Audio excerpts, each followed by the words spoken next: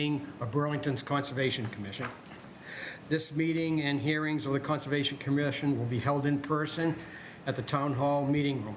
Members of the public are welcome to attend this in-person meeting. Please note that while an option for remote attendance and/or participation is being provided as a courtesy to the public, the meeting will not be suspended or terminated if technological problems interrupt the virtual broadcast, unless otherwise required by law. Members of the public with particular interest in any specific item on the agenda should make plans for in-person versus virtual attendance accordingly. Please rise for the Pledge of Allegiance. I pledge allegiance to the flag of the United States of America and to the republic for which I stand, one nation, under God, indivisible, with liberty and justice for all. Thank you. Please be seated. We'll do the roll call next. We have Commissioner Indra Deb. He is marked absent. Commissioner Ed Laturco. Here. Okay. Commissioner Sarah Walensky. Here. Commissioner Rob Sheehan. Here.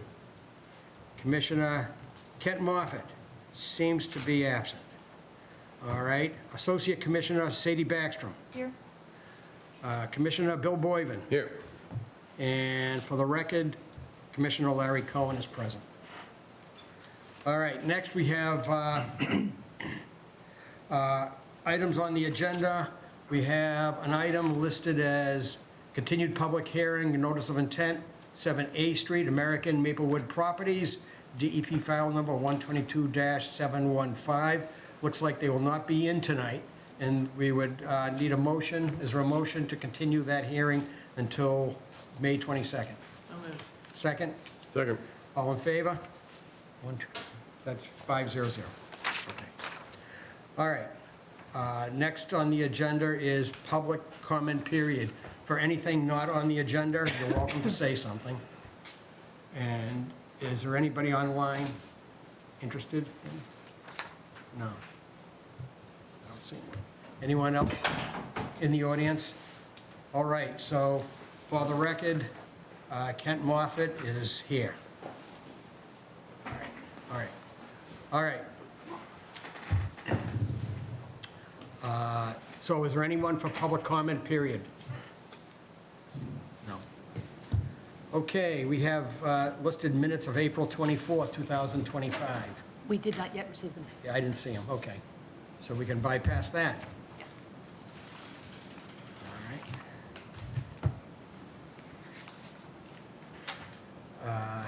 Next is item 4A. Notice is given, the commission will hold a public meeting during which time we have a request for determination of applicability filed by Heather Schwebel for replacement of decks or a deck within the riverfront area and 100-foot buffer zone to bordering vegetative wetlands and stream bank located at 1 Thornton Drive in Burlington. The commission will thereafter issue a determination of applicability. The application is being heard under both State Wetlands Protection Act and Burlington Bylaw Article 14, and you may obtain a copy of this application by writing to conservation@burlington.org. Someone here for 1 Thornton Street? Hi there. Hi. I'm Heather Schwebel of 1 Thornton Drive. So you just sort of speak a little bit into the microphone Sure. and introduce yourselves and who you're with. Sure. And- I'm Heather Schwebel. I'm at 1 Thornton Drive as a resident, and this is my builder, Joe Gerasi. He's from Billerica. Okay. All right, we won't hold that against you. Okay. All right, so you get to speak first. Oh, okay. One of you, about what you're doing, and Okay. then we can handle it from that point. Sure. So I have my 90s house with my deck that we've replaced boards over the years. It's a 12 by 12 deck that's pretty high. It's off the kitchen, which is off the ground. And we've replaced boards on it. It's kind of fallen apart, and we want to replace it. And then my 14-year-old was like, wouldn't it be great if we had another layer of the deck underneath? So, so we scoped out what it would look like to put another layer of the deck underneath. We really like the backyard, and Joe is going to help us with replacing what is a bay window in the basement to actually a slider so that we can go right out on that deck. And so that's why we had to go through this process with Eileen's help to see whether or not you guys needed to weigh in on what we wanted to do. Okay. Eileen or Lucy, you want to give us a rundown on? Yes, so we've had the Schwabels in here a couple of times. We recently issued an enforcement order for their property for the tree cutting. So we did that separately from this filing so that they're their own things. This one is proposing this porch, as I've shown up here, to be replaced and a new porch to be put down here on footings. I've got a drawing here, I apologize, it's quite small. So here's the existing deck, and the proposed deck extends a little bit further. It is about 45 feet from the wetlands and 60 feet from the bank of a stream under the bylaw. It's, because it's on footings, it's not very, it's minimal disturbance, I would argue, and it's over existing lawn. Do you have any concerns at all with the application or proposed work? I do not. Okay. Yeah, Eileen, anything else on it? No, you just might want to ask about the process of the footings, but I don't really have any concerns about it. Nope. All right, so do you want to ask your question first, Eileen? Do you have a question? Oh, no, it's your question. I just thought that the builder might want to weigh in on the actual process. Oh, okay, well. Yeah, the footings, I plan to bring in a mini excavator to dig out, because there'll be 6 new footings, and set some precast footings, so, concrete mixed on site, since Sure. it's further from the road to bring back that much concrete anyways. It's just easier to dig and set precast concrete. There'll be 6 of them. Right, okay. Thank you. Ed, anything on this? Sarah?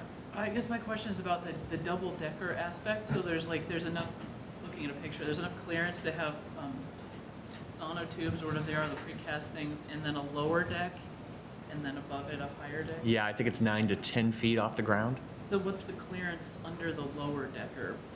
Very minimal, Okay. inches. All right, that's really all I was wondering about. Sadie, anything on this? Is the material going to be the same for the lower deck? No, it'll be, instead of pressure treated that, constantly needs maintenance, it'll be composite material. Pressure treated frame, but composite decking and railings. Okay. Kent? And Rob? And Bill? No, nothing. I don't have anything either. Is there anyone else has a comment on this for 1 Thornton Drive, the addition of a 2-level deck? Can I just ask what they're putting underneath? Is it going to, I think there's gravel there now, There's right? gravel under the existing deck. Yep. And there's kind of grass under the parts that are going to be covered. And we actually, if you guys care and have an opinion, you should just tell us, because we don't care. We can either leave it exactly as it is and put the part of it over the existing gravel and the rest over grass, or if you prefer it to be gravel, we'll just put gravel under. We don't really have a preference. Oh, well, I don't think the grass will really last very well No, under there. no, but- So gravel, I was just thinking that, it's up to the commission, but the gravel might be better just in terms of, you're going to get stuff dropping down, and it's a little bit better for just some drainage Sure. of what you're, Yeah. but I have a deck off my pool, and it's both, they're actually like river rock, so that might be an option. I don't know where it's Sure. gravel, but Yeah. like to Eileen's point, the grass is dead, so that Yeah. would probably work for us. That works for Some us. type of stone. Okay. And not to mention, there's probably an aesthetic part of it to have stone as opposed to... Well, it was funny, Joe was like, oh, well, you want to close it up and put like something under there, because, you don't want critters under there, and I don't know if you've been hearing how we interact with our woods, but we actually would love to have critters under there, so, so yeah, the gravel's fine. Think it out loud. All right. Okay, so since if there's nothing further from anyone? Nope. We have a draft negative conditional determination, which imposes a few routine conditions, and it simply means if we approve it, which seems likely, that there will be no harm to the wetlands and the resources. So we'll review it and then vote. Okay. All right. So this just describes the project as replacing an existing 12 by 12 deck attached to the rear of the house and adding a 32-foot 7-inch by 15 level or ground level deck underneath, saying that it's 45 feet from the wetland and 60 feet from the stream regulated under the bylaw. The jurisdictional areas are that it is within the 200-foot riverfront area of said stream and within the 100-foot buffer zone of said wetland. The commission is momentarily will be voting to issue this if they do agree. The conditions therein are that nothing else outside of this project can be done. Prior to any construction, sediment barriers such as straw wattles should be staked in between approximately 15 feet behind the deck and inspected by the Conservation Department staff, that's us. No additional removal of trees, shrubs, or alteration of any of the naturally vegetated areas is permitted. If you haven't planted those trees, you can do that. We're halfway there. We've done Oh, two yay. of them, yeah. Oh, that's great. Good. All construction and demo materials and excavated soil shall be disposed of off-site in a legal manner. No tracking of sediments on a public roadway shall be allowed. I don't think that's gonna be a big issue, but don't do it. No filling or grading on this property is permitted under this decision, and this just says that we are allowed to come and check it out, and any non-compliance can be finable. So once the stuff is down, we just call the office and say, Yes. come on down? Yeah, check it out. Okay. Joe, is 15 feet enough for you to do all the work? Because we don't want any machinery behind that wattle. That's your demarcation. Oh, yeah, 15 feet is plenty for the footings. It's even fine for the deck, to be honest with you. I still have that whole section where there's no deck, Okay. so. Okay, any other questions, folks? Does this decision get communicated to the building department, and then they'll go ahead and sign off on the, if they sign off? Okay, great. All right, could I have a motion to issue a negative conditional determination for the project at 1 Thornton Drive under Burlington Bylaw, Article 14, and the State Wetlands Protection Act? So moved. Second? All in favor? 600. You're all set. Good luck with your deck. Thank you so much. It's Thanks. actually really been kind of fun going through all of this, even the tree issue. So thank you very much. All right, good to see you.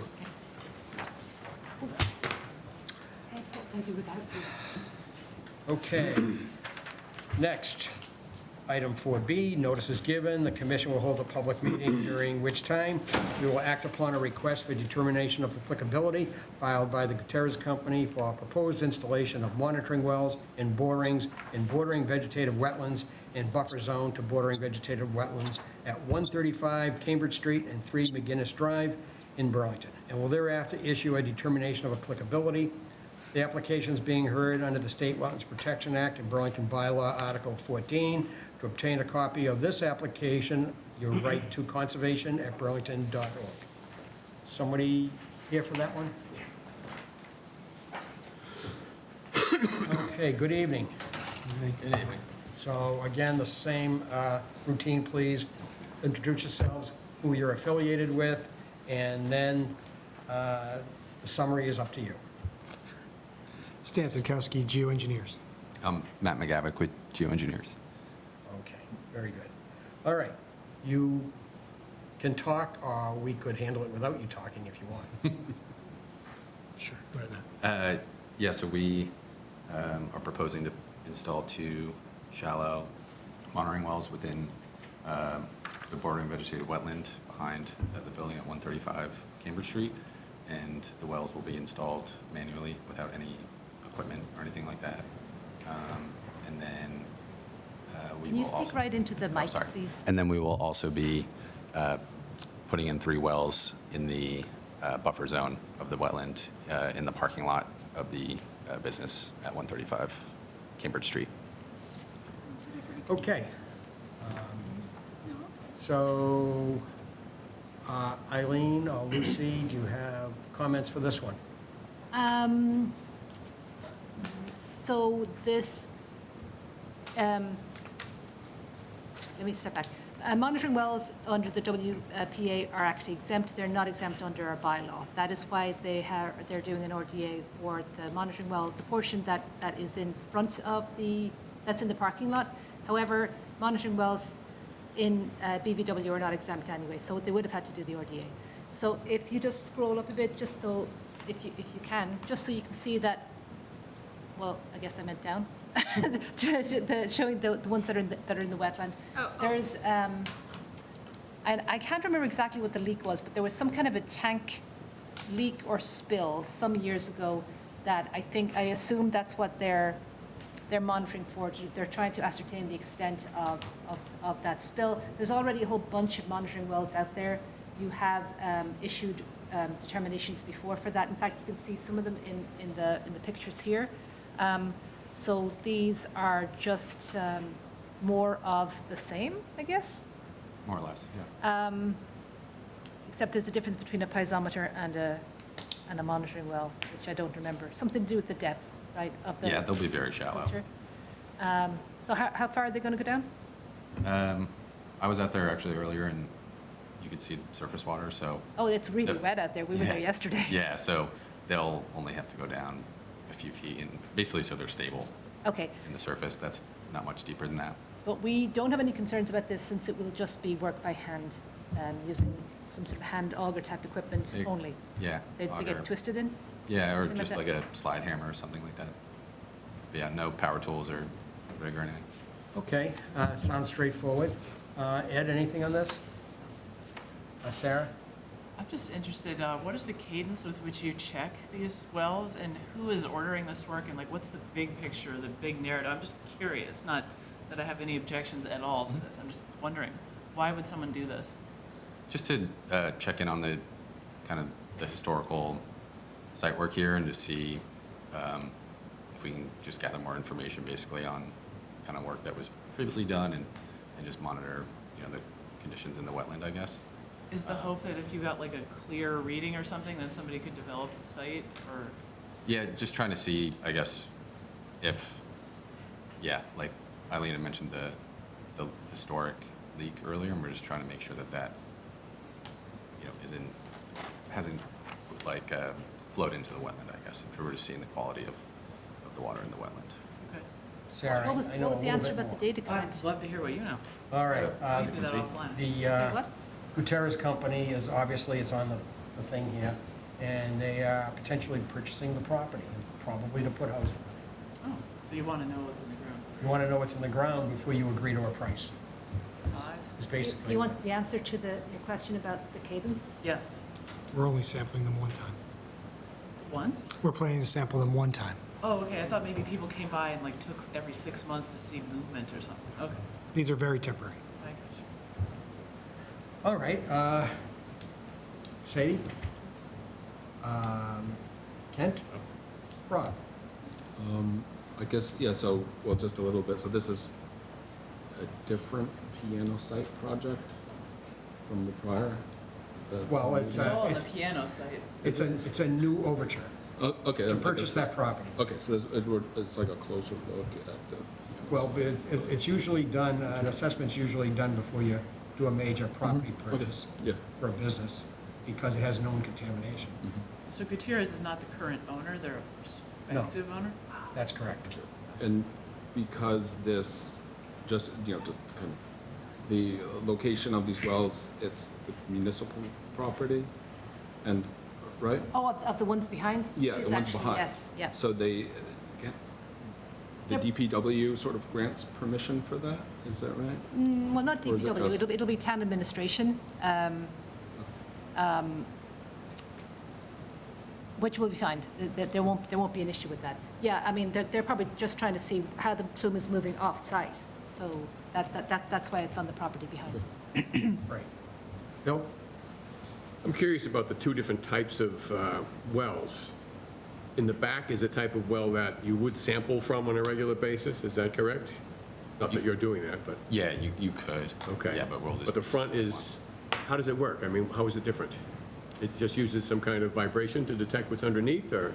Yeah, so the ones in the parking lot will Yeah. be with a rig, and it just goes, just drills down and basically creates like a tiny little. Can you move the microphone, please? Oh, yeah, Just sorry. pull them right towards you, both of you, pull them towards you, because it's very hard to hear you guys. So, I mean, how does it function? It's not sampling and measuring the liquid or anything? Is it putting down like a, So the drill rig itself is what's in the parking lot. So we're drilling a hole in the ground. yeah? and that's done mechanically with a drill rig. right? That's what's in the parking lot. And then, And then in the back of the building, when Matt was talking about, that's all done by hand because we're in the BVW. sure. So that's simply by hand. We're doing something really light, low with, I'm not asking about how they're installed. hand I'm tools. asking about how they work. Once they're installed, how do they Yeah. function? there's water inside the cavity, and we Okay. sample the water. It actually samples the water and... We do. Conductivity or something, or you... The groundwater, yeah. We sample the water. Okay. They're probably going to analyze for hydrocarbons. Okay, I don't have anything further. Anybody in the audience for this have any questions online or here in the room? No one has their hand raised, Lucy, do they? No. Okay. All right, so, like the last one, we have a draft decision with a few conditions, and if approved, it means we're not thinking that there'll be any detriment to the resources. All right. So Lucy, you'll do the honors, please. No, that'll be me. Oh, Oh, sorry, I was just assuming it would be me because I did the talking. And I was opening up the wrong thing. So let's see. The applicant proposed to install 2 monitoring wells in bordering vegetated wetland, 3 soil borings in the buffer to that BVW and within the parking lot of 135 Cambridge Street. The monitoring wells in the BVW would be installed by hand. Borings in the parking lot would require machinery. We talked about the jurisdiction that I already mentioned. One would ordinarily be exempt, but the fact that the BVW ones aren't exempt means this RDA was necessary anyway. The Commission is finding that the installation of the wells and borings would not detrimentally affect the wetlands. The wetland boundaries were delineated in the area for previous filings with the Commission.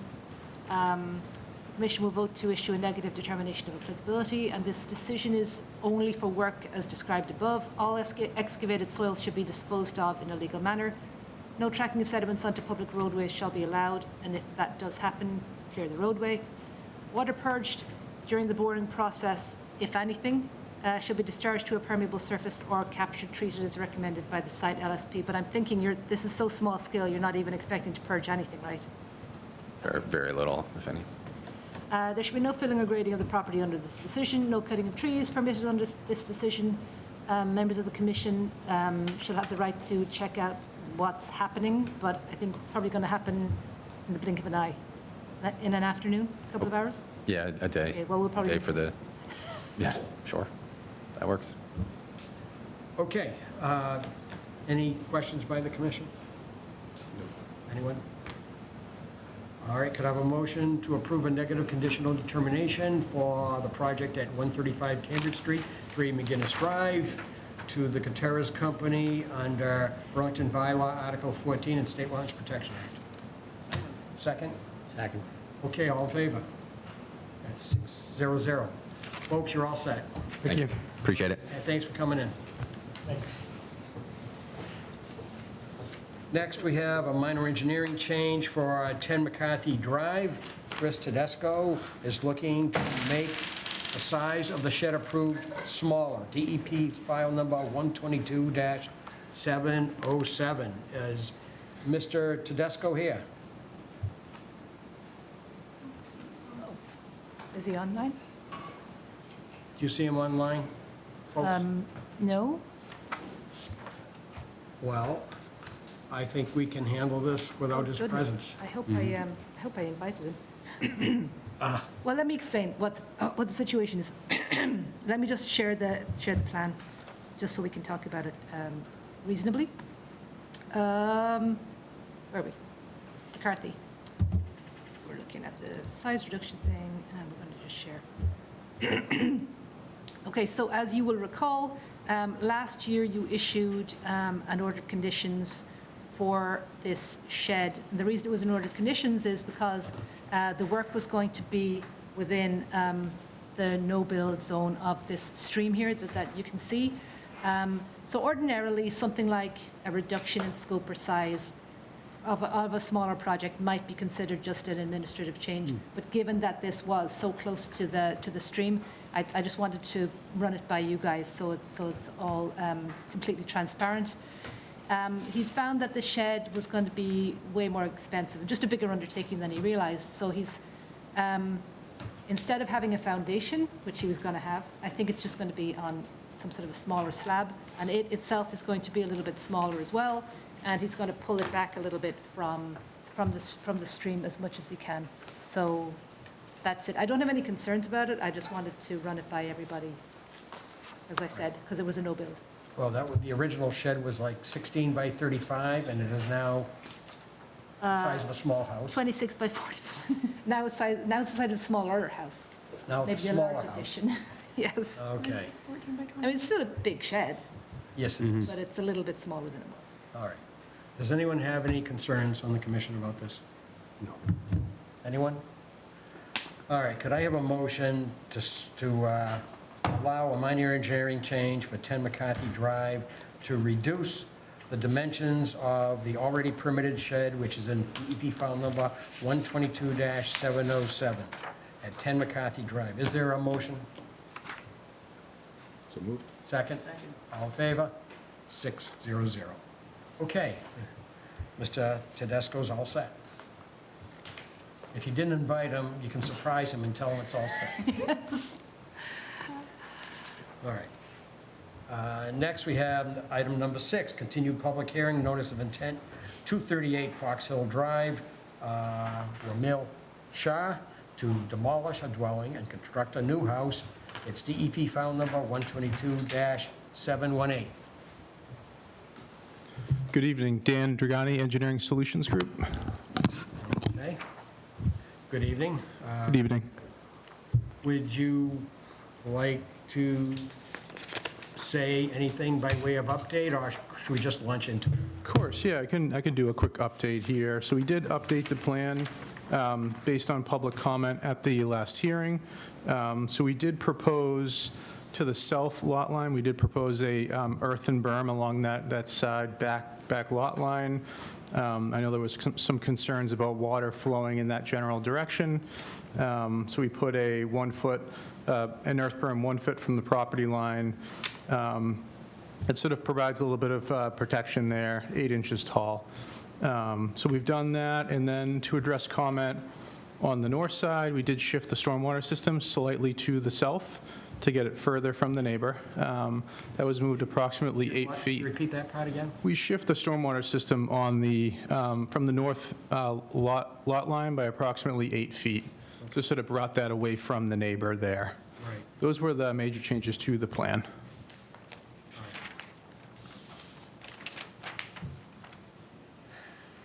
Okay. Here's the existing plan, here's the new plan. All right. Okay, since the last meeting, we got a letter, but I'll go into that after we hear from our administrator. Do you, Eileen, have anything you want to say about this? Well, they actually gave us a few even more updates than Dan was saying, because we had some questions about the trees, just for clarification exactly where the trees to be removed were versus the trees that were that were remaining. We had noted that, both Lucy and Bill, in fact, had noted that the change in impervious surface also qualifies this as a standard stormwater permit, so technically no trees should be removed in the rear setback, but it actually looks like they aren't removing any trees in the rear setback, they're planting in the rear setback. So that seems to be okay. I feel like there was another update that we forgot to mention, but we had a lot of updates. There was a lot of tweaks that I think they've been genuinely trying to do their best to address both the commission's concerns and those of the neighbors. Yeah, one of the other updates was that there was originally only 4 trees that were to remain, and now we have 12 remaining of the existing trees. So trying to do our best to accommodate the comments, so. Okay, are we all set, Eileen? Yep, we are. All right, is David LaRoque here? Yeah. Hi, very well-written letter, sir. Thank you. Okay, but I'd like to go through some of these, because I want you to know that you took a lot of time to write this number of pages here. And I want to let you know that we did read it and have considered it, okay? Yep, and based on what they've mentioned, the changes for keeping the trees and all their changes, a lot of those did get fixed, but They're trying to move to, this project is trying to move to accommodate the concerns. Yes. That's clear overall. Yep. But you mentioned a few things. You mentioned that you had a concern about the removal of mature trees and their replacement with younger trees. Yep. Okay, that was one of the things you said. It's clear that new trees do not replace the function of an older tree, okay? Because there's more biomass doing its thing, soaking up water, transpiring and transpiration and so forth, evapotranspiration. And however, our regulations do call for a one-to-one replacement, okay? And so what we are replacing, if we specify a size of a tree, if that's what we do, we specify a size of a tree, but it doesn't replace a large mature tree. At some future time, we may consider modifying our regulations to a graduated tree replacement where, based on diameter, we require either more trees or, you can't really do bigger trees, but more trees based on so many inches of diameter, but we don't have that. Okay, it's a one-to-one replacement. I wanted to make that clear. The second thing that you said is that you were concerned that the storm tech may compact the soil underneath.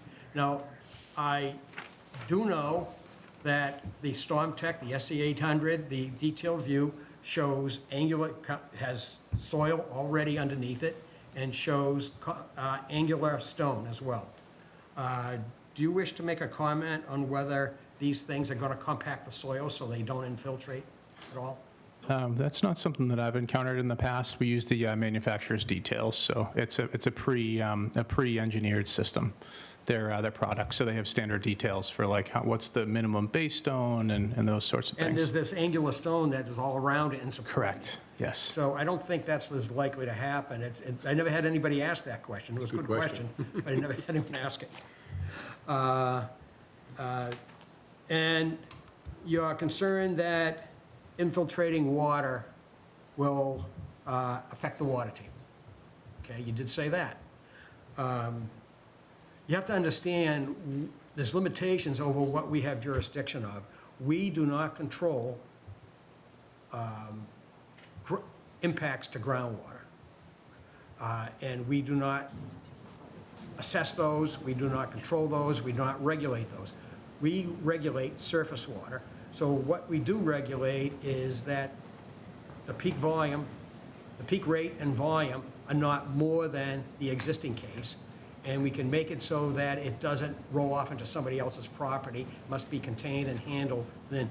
But the issues about groundwater are something that we don't have jurisdiction over and we don't control. Now, I will tell you, you're actually partly right, but not, I don't think in this case, you're partly right, that if you have a major installation at the top of a hill and you happen to live in a residential area at the bottom, they will infiltrate the water at the top of the hill. The water may likely go all the way down, and people at the bottom of the hill may see groundwater bubbling up because of the added water, especially if it was a large installation at the top, in their basements and in their yards, more extensive flooding in their yards. I actually don't believe that's what's the situation here, but you're partially right, because there is impact in that regard. Okay?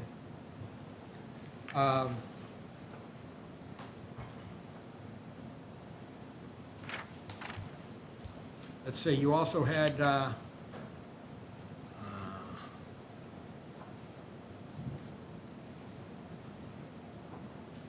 okay, another thing that infiltrating water on an aggregate basis, not necessarily one house, but on an aggregate basis, sir, if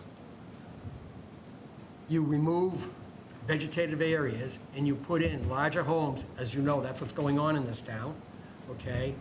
What does happen over a period of time, over years, people in low-lying areas will claim that their flooding is worse. And the reason is because we're replacing pervious surface with impervious surface, and the water is all being put into the ground, and the water still flows downhill, and people in the lowest areas of town are actually going to gradually see higher amounts of flooding. So to that extent, I wanted to comment that, the problems you're alluding to are right on an aggregate over a chronic basis, but in this particular case, I don't think that's the case. And could the engineer, Mr. Dragani, right? Yes, correct. Could you, this gentleman talked about redirected water. He was concerned about water drainage along the wall. Could you comment on what you have provided? Sure, of course. So right along the driveway there, we do have a small wall going in. It's a 2-foot wall. At the top of that, we do have a French drain going in. That French drain from the upper portion of that is proposed to go around the house into the stormwater system.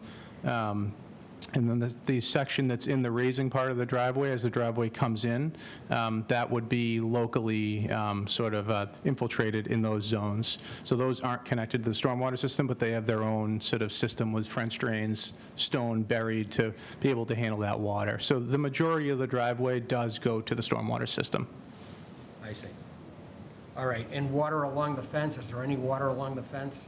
Along that property line, the plan is to convey it around, so it should be minimal, if anything, but yes. Okay, all right. The plan you referred to, how do we know the proposed building is out of the no-build zone? You did mention that. And I note that the plan does have a PLS stamp, and it is out of the no-build zone. Okay. You also asked, will the impervious surface be allowed within a 40-foot no-build zone by the commission? A driveway is allowed in the no-build zone, according to how we do things, the definition, as long as the driveway doesn't extend into the 20-foot no-disturb zone. That's the criteria that we use, okay? And you also asked, were people notified on Donald Road? Good question. They're required to notify people within 100 feet, and people at number 63, 65, 67, and 69 Donald Road were notified. Okay? So I've tried to be responsive to everything you put in here, all right? And I just didn't want to let it go without actually acknowledging it. Yes, no, I think the commission and the engineering and the consulting firms have been responsive of our concerns. We appreciate it. It helps when you get a detailed letter like this, to be honest. Okay. Now, the issue about trees, okay? And there was issues about filling in the thing. I was going to ask Bill if you have some comments about trees. Bill went out and looked again at the trees, at what he saw, and then he went and even sent me a video and say, see, here are the trees. Okay, okay. So, Bill? Sure. First question I have, you mentioned that instead of just 4 being left uncut, that there's 12 now? I did say that wrong. I'm sorry about that. So I'm just reading through the notes from the wetland scientist. We originally proposed to, I just want to make sure I get this right on the next one. We originally proposed to replant 10 trees and 18 shrubs. And it shows here we were keeping 4 mature canopy trees. We are now keeping 4 mature canopy trees versus that first application, while now only removing, now only 12. Hold on one second. Hold on, I said that wrong. Mature canopy tree, we're going to keep 4 mature canopy trees as previously discussed, and now removing only 12. Do you know the numbers on the trees? I think it was supposed to be 16. Is it? That Yeah. were going to be Doesn't s- removed, and then when we were able to That doesn't move look the right. stormwater to the All front. right, I may have misunderstood what we said earlier. I thought Yeah. instead of saving 4, you were now saving 12. I said it wrong. Yeah, no, I think, said it I think wrong. we were at 16 Yeah. that we had to remove because the grading, stormwater system in the back had to be elevated 4 feet up. And as a result, we couldn't save any of the trees. But now that we've relocated the storm system to the front, we don't have to grade up 4 feet, I think it was, and are able to, I think we're down, what is that, a couple feet? It's 2 feet, yes. feet. Yep, 2 feet of filling? yep. 2 feet of fill. Depending on where you are in the yard, Yeah, yes. instead of great. 4 feet. And, Yep. and as a result, we're able to save 4 out of those original 16. Yep. And so now we're only removing 12 trees. Okay, Okay. okay. And I did look at those trees today to see what status they were in, the ones that were, scheduled to be removed. And very few of them were worth saving, that we would really fight for. At least 6 or 8 of them were either in the current footprint of the new house or would clearly be overhanging the new house. Some of them didn't look healthy. One had a big split, which, a big fork, which is a bad weakness in a tree. So I don't have a problem with the trees that have been scheduled to be removed. I do have one question, though. In the last meeting, you said something about backfilling against the foundation because only a certain amount of the foundation can be exposed? So we'd have to do, average grade around the house. And so as that average grade is changed and there's less sort of filling around the house, there's a few different things happen. One is if there was a significant drop off in the rear, it gets just a little bit strange for the layout of the house. This isn't a walkout basement, so it's an awful lot of stairs to come down that location there. We also want to make sure that the land at the back of the house drains away from the house to meet the building code. And also, as those average grades are decreased, if the percentage results in a net overall average grade percentage of less than 50% fill, the basement's considered a story. So you can still have walkouts, but as you have a walkout, you generally have to do more filling in the front and more on the sides to accommodate for that difference, if that kind of makes sense. So we do the average grade calculation based on the proposed grading, and then we show the height of the house based on that. So as that average grade comes down, it can affect height of the house and also story, which would then cut another approximately 10 feet off the top of the house, so. I just find that kind of strange, that you build a house and it's there and it's this tall, and then by adding fill, you're now saying it's shorter. Correct, yeah. Doesn't make any sense to me at all. Some towns have bylaws against that, some don't. I'm both ways on the subject. I kind of agree with you, but then the other way too. It's hard when you have the bylaw on the estimated seasonal high groundwater table and to get separation from the drainage systems and to get the basement floor elevation up enough, which sometimes requires filling, which we're doing in this case with the little wall and some grading in the back, to accommodate that bylaw. So if you didn't have it off proposed grade, it could be restrictive to a typical house where there's 2 stories and, an attic that's not usable space, sort of thing. But I'm kind of both ways on it. I agree with you, but it's also hard to meet those two because you end up in this sort of sandwich of regulations. Yeah. So. It just seems weird. It is, yeah. Because if you didn't have to fill up against the house and you could have lower it's enough to have a walkout basement, right, you'd have a much more level yard. Right. In the back. But if that's what's required. It just seems strange. Okay, thank you. Yeah, of course. All right, let's see if there's anybody else. Ed, do you have anything further on this? Sarah? No. Sadie? Kent, anything on this? I commend you for going through the letter. I thought that was really well written and kind of addressed it. I feel like those were addressed well, so. Yeah, they were good questions. Yep. Rob? No.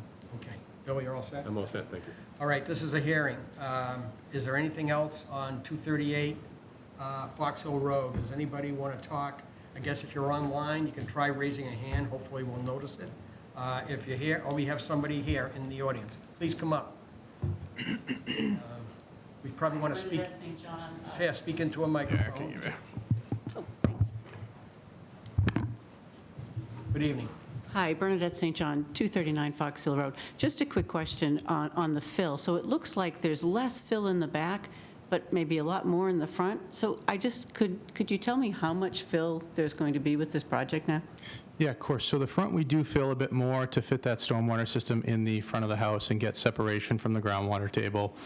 So that is a bit elevated more than it normally would if we weren't to place that in the front of the parcel. So in the front, from the front lot line, the contour 102 is the closest.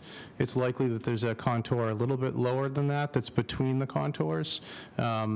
And so what we're doing in the front, if I count it from the contour that's on the plan, there's approximately 4 feet of filling at the stormwater system.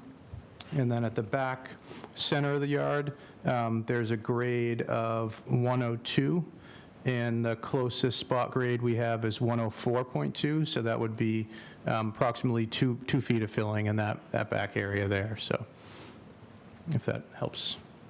Okay. Thank you. Sure. What I have seen people do in that situation, some people put up like a 2-foot rock wall, so the appearance of it going up isn't as much. Right. Mostly for aesthetics, to be honest. Right. Yeah. Okay. Anyone else? Is there anyone online? Anybody trying to talk? I don't think so. All right. Okay, we'll move ahead. Okay, so we have draft documents, and then we have to go for votes. You, Eileen or Lucy, going to review them, please? Yeah, I will. Okay, thank At you. least I'll start. Okay, so we'll start with the bylaw as usual. A notice of intent was filed for demolition of an existing dwelling and construction of a new single-family dwelling within the buffer zone to bordering vegetated wetlands adjacent to a stream originating from a culvert fed by stormwater from Fox Hill Road. The project also included installing an infiltration system for the house and grading in the front of the yard by up to 4 feet over the infiltration chambers. Cutting of 12 trees is shown on the plan set, and their replacement by 12 native trees and 18 native shrubs is permitted by this project. We went through the filing history. We went through all of the plan document references, and Dan, if there's anything that we missed there, because there was a lot of updates. Yeah. Just, let us know. I did look at this earlier. It did look accurate, yeah. Okay, It looked thanks. accurate. The proposed work would be within the 100-foot buffer zone to bordering vegetated wetlands. The closest point of the proposed dwelling would be approximately 45 feet from the wetland, and the closest disturbance, which would be planting of shrubs, would be approximately 15 feet from the stream bank at BVW. I've highlighted this for discussion about whether we need to waive the 20-foot no disturb setback. I mean, it's up to you to discuss whether planting counts as a disturbance, but I'll move on. You can think about that. The location of these resource areas is shown in the reference plan. The commission has reviewed and approves the location of these resource area boundaries as shown in the approved plans. We described the stormwater management, as Larry had may have sort of alluded to earlier. It's actually exempt from the stormwaters, from the Massachusetts stormwater management regulations. However, as they adhered to the stormwater bylaw of the town and made a good faith attempt to maximize infiltration of runoff. Impervious surface on site will be increased by 2,670 square feet. I think it was early on, and I'm not sure whether that number changed. I just checked it. It actually matches, yeah, 2670. Yep. That's why that was highlighted. Yep. And then stormwater from the dwelling would be directed to 12 ADS storm check chambers, and stormwater from the new driveway will be pitched to stone trenches and a trench drain directing to these chambers. An earthen berm will also be installed adjacent to 236 Fox Hill Road to further prevent runoff into the neighboring property. And in addition, erosion and sediment controls will be implemented during construction, minimizing impact to the resource areas in the stormwater system. And if we scroll down through the boilerplate, we are talking about 8-inch compost tubes, which I think were on your plan. Correct. But if you want to use something else, just confer with me and Lucy. And, Just on that note, I did see 12 noted somewhere. That was one of my comments. did I mention 12? I think it was maybe it's in the further order. down. Might be in the order, we haven't got there. Okay, got it. Oh, was it in this one? No, the other doc. The other, Right, yeah. okay. Well, was it 8 in the plans? It is, yes. Right. Yep. And we're proposing the standard bond of $2,500.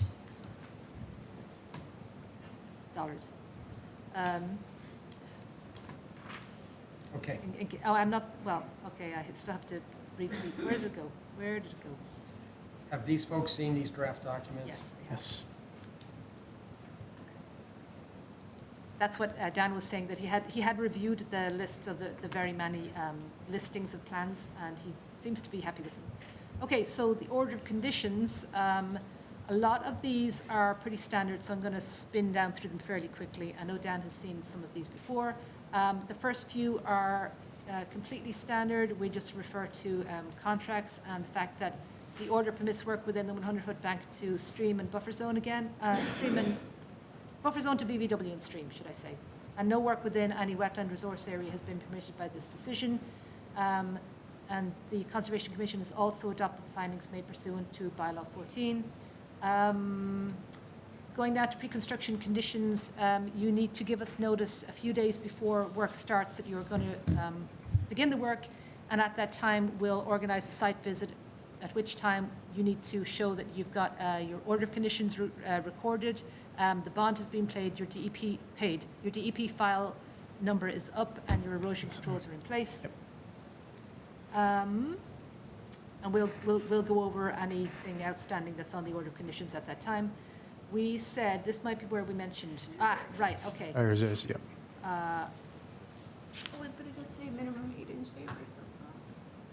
Never mind, don't listen to me. Oh, I said, right, we had said sediment barriers shall be limited to straw wattle minimum backed by a fabric silt fence, and alternative includes silt socks. So if you're happy to use silt socks, I'll just remove the reference to the wattle, or I'll leave that as an alternative. Yes, please, yeah, if we could. If you have an alternative, that would be great. I'm just going to strike it out, and I'll Okay. just switch the order of those sentences, basically. Got it, okay, great. In the morning. By the way, we're very happy with silt socks because they're nice and heavy and they're just, once they're in place, it's kind of, and once they get wet, They they're stay hard to put. move. So it's hard for the guys on site to just shove them out of the way conveniently. Materials shall not be stockpiled on the site within 50 feet of the wetlands or stream, and nor at a location that would allow materials to run into the street. The stockpile should be at least 20 feet from the street, and the rest is talking about covering up your stockpiles and keeping the roadway clean. At the end of the day, sweep the road if anything has gotten on it.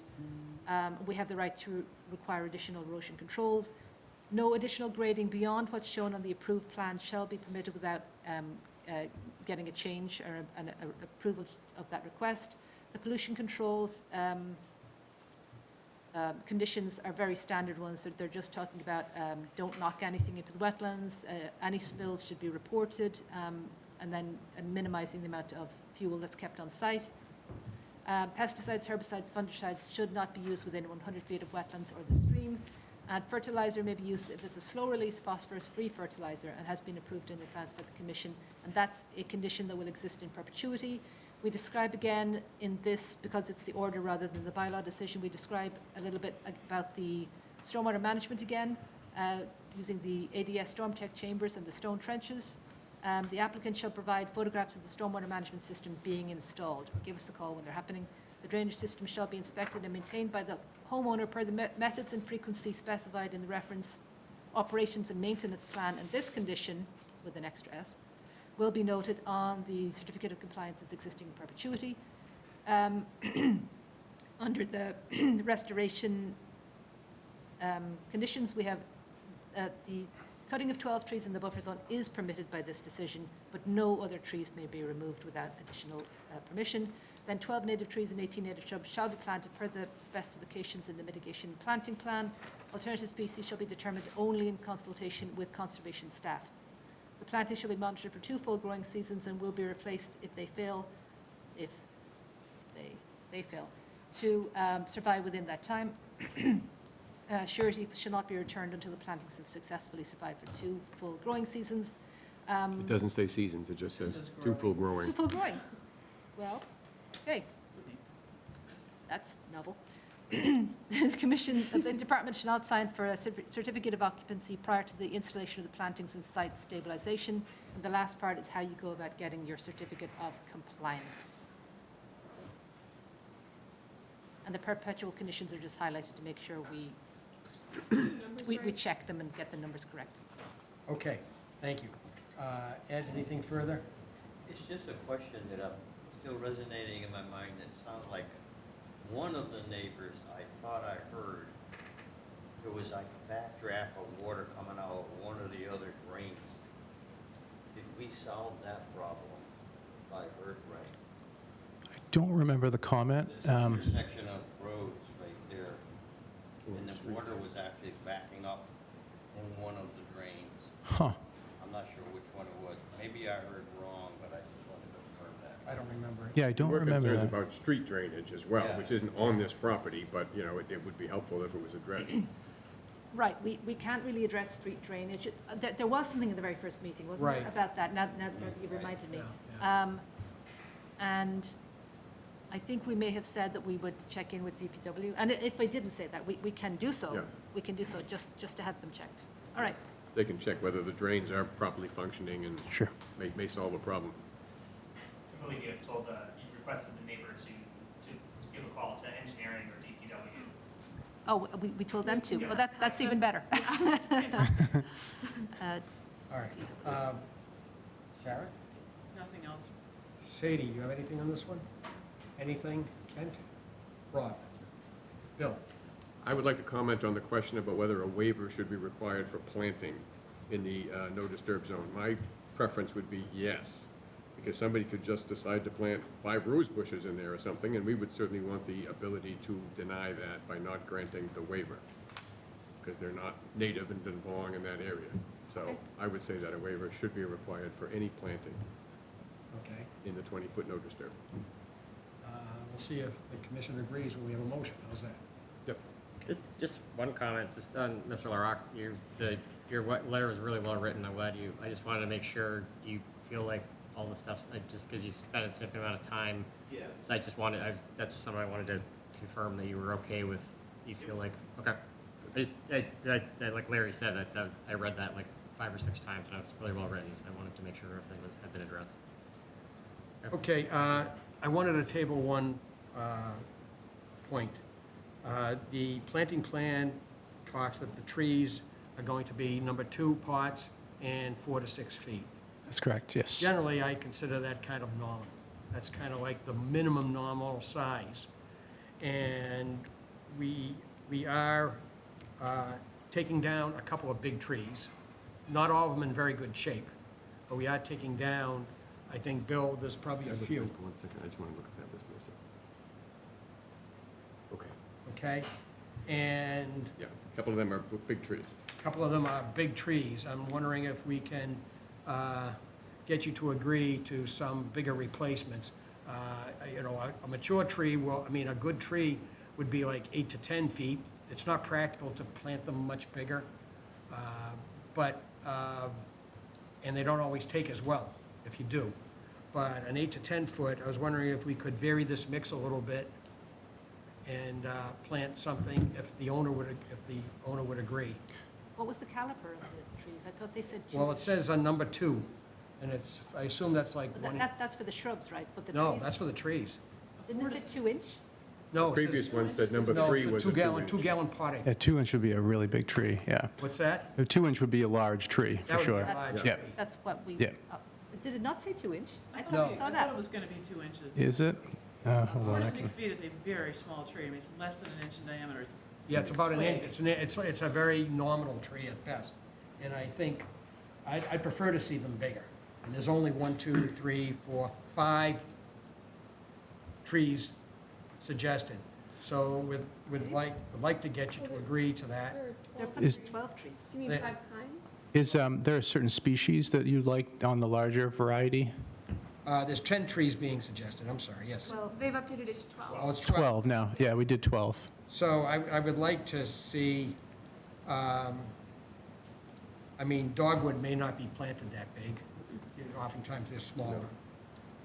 But certainly, river birch and white oak and red maple, a healthier size would be appreciated, to be honest.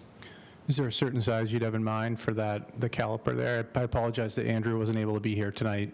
He's more the tree expert than I am, so I'll be honest on that. Well- I actually went out and measured my oak that I planted last fall, and it's a white oak, it's a 2-inch diameter, and it's 12 feet tall. Okay. So, now, that may be the maximum you're gonna get in a 2. Just curious. So I don't remember that. Well, you won't always get a 12-foot tree to start with a 2-inch diameter, but 8 to 10 is kind of the thing. So I think if you put in a 2-inch diameter tree, that would be reasonable. When I bought it, they said it would be 8 to 10, it showed up 12 feet tall, which was great. And that would, The oaks were upped to that's what I thought. 8 to 10. It's not in his notes. I'm going to open up. We've had a lot of think it- iterations. Yeah, it was in one of It's the been a iterations lot where of he actually changes. upped the size. I think we were initially thinking 4 to 6, and then he upped it, and so it was Right. in the notes for the last meeting that we went up to.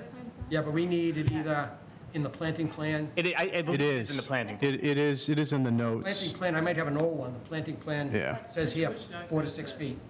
What date is, do you know what date that is? Yeah, I might be looking at an old one, March 28th. I'm just pulling open his There's, comments. April 24, April 24? April 30, where did I just, April 24? Yeah, we've had a lot of iterations, but he did up it when the same time that we saved the 4 trees, Yeah. when we did have to do the grading, we actually also took it into consider, I think the commission had mentioned at that time. Right. He upped the sizing from the initial 4 to I 6. think if we say minimum 2-inch diameter, that will get you anywhere from Had 8 he to said 12 like feet.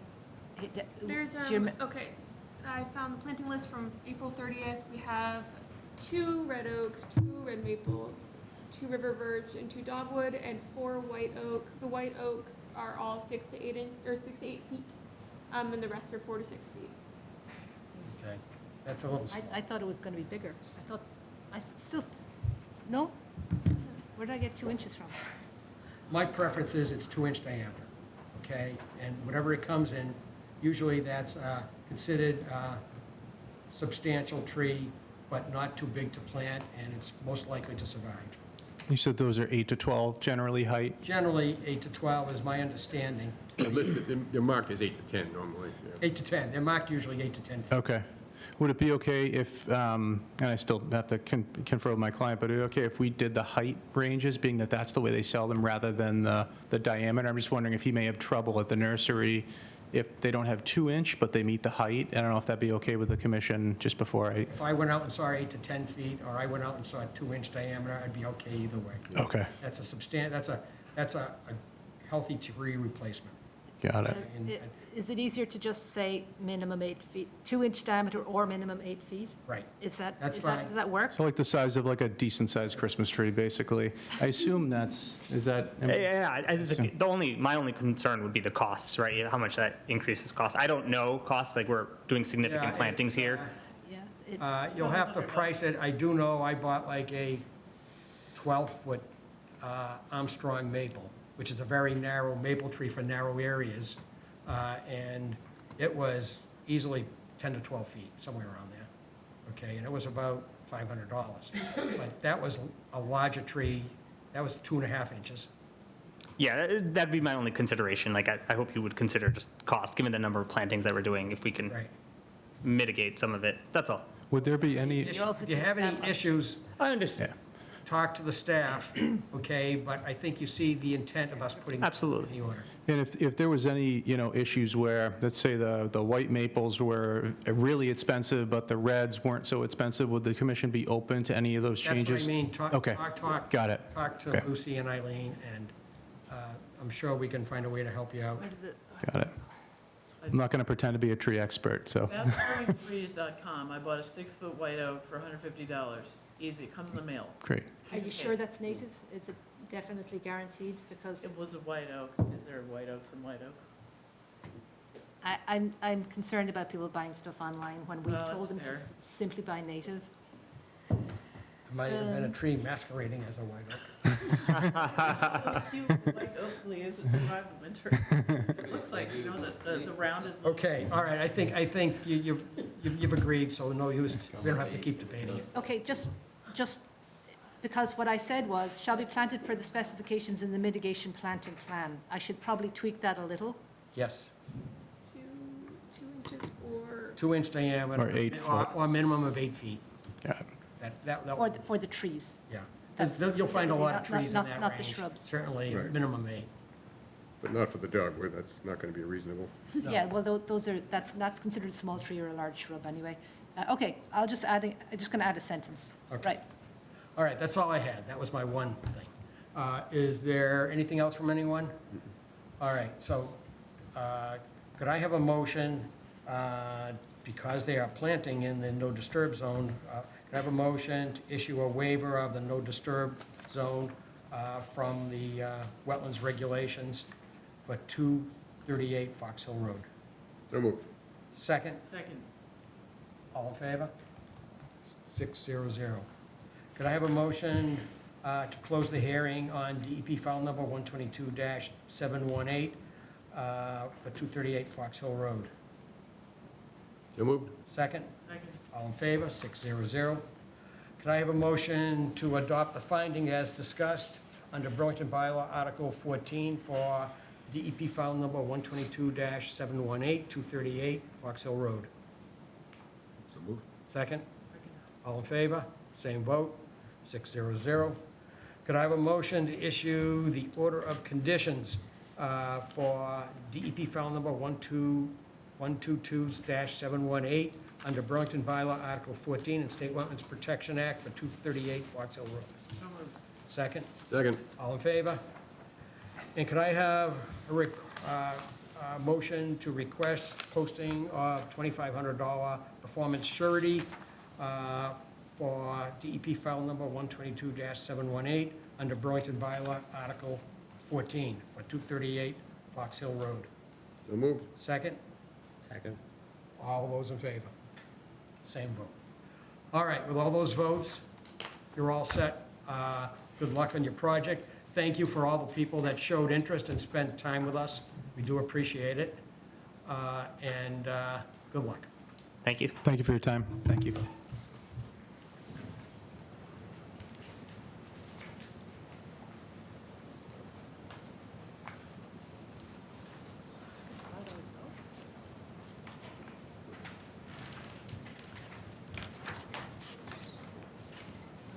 Okay, so now we're on item number 7.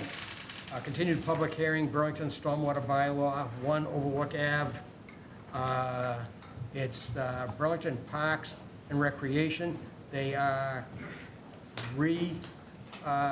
reconstructing Overlook Park in Burlington. They're going to construct walkways, trails, stormwater management features, and that's it. So, good evening.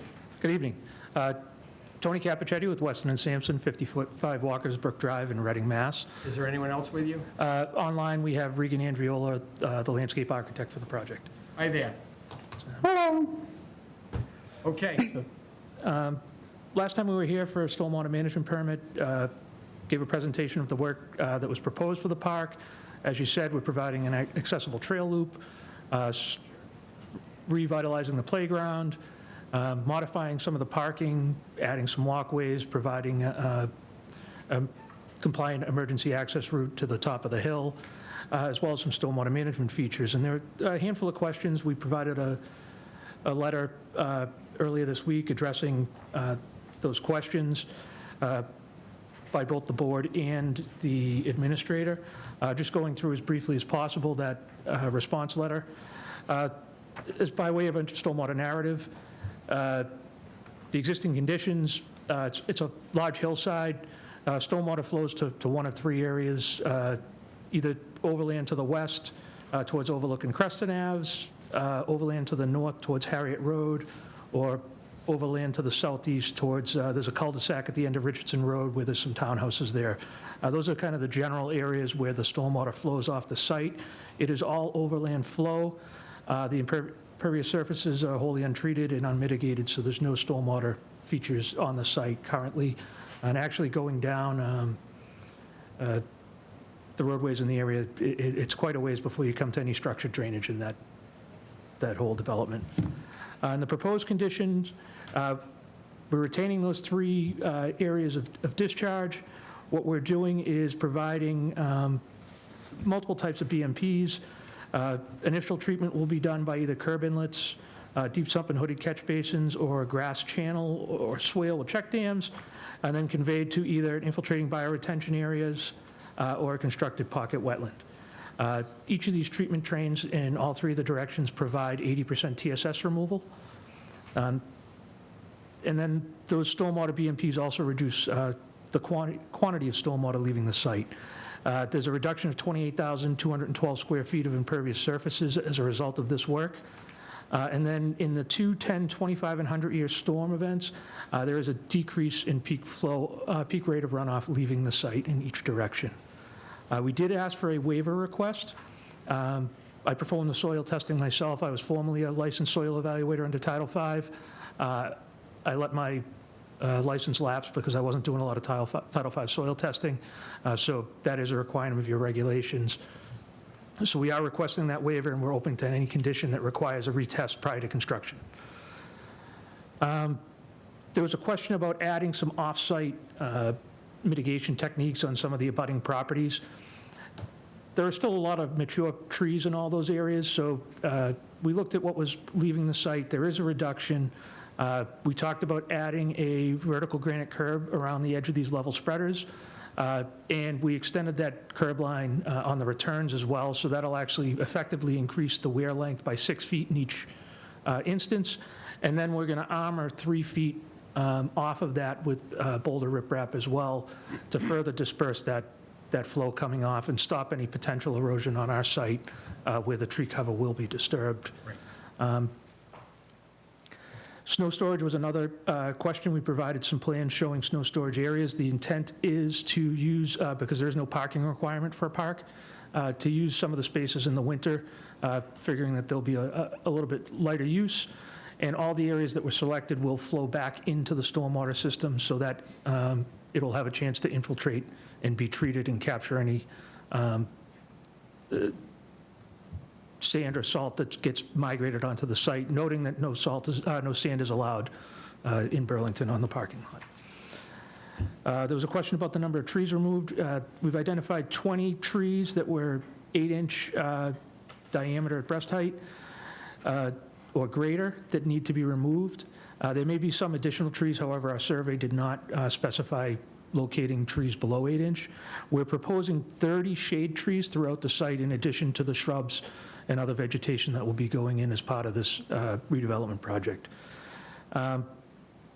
Requests were made for potential benches or resting areas along the trail. We did change the grading to provide midway a level area. We did not specify a bench. The Parks and Rec is hoping that the bench program will supplement that bench because this work is being grant funded, so it'd be a little late to add that addition to it. The town requires on a redevelopment 50% of total phosphorus reduction, and there was a question.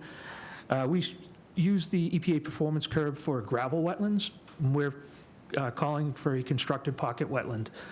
There is no EPA performance curve for a constructed pocket wetland. Massachusetts currently is silent on total phosphorus removal in their regulations. Neighboring New Hampshire, their Department of Environmental Services classifies all 3 types of wetlands, and they also assign a 45% removal. So across the site, there is a 66.6 or roughly 67% total phosphorus removal, which is compliant with the Burlington stormwater requirements. There were a couple of minor changes to the long-term pollution prevention plan and the O&M plan. We also removed, we called out a proprietary device, which is a snout, which is basically a hood for a catch basin, and just used the generic hood term so we can comply with the Burlington standards. And that's it. Any questions the commission has, I'm more than happy to try and address. Thank you. My opinion, and it was very responsive to the things discussed at the last meeting. All right.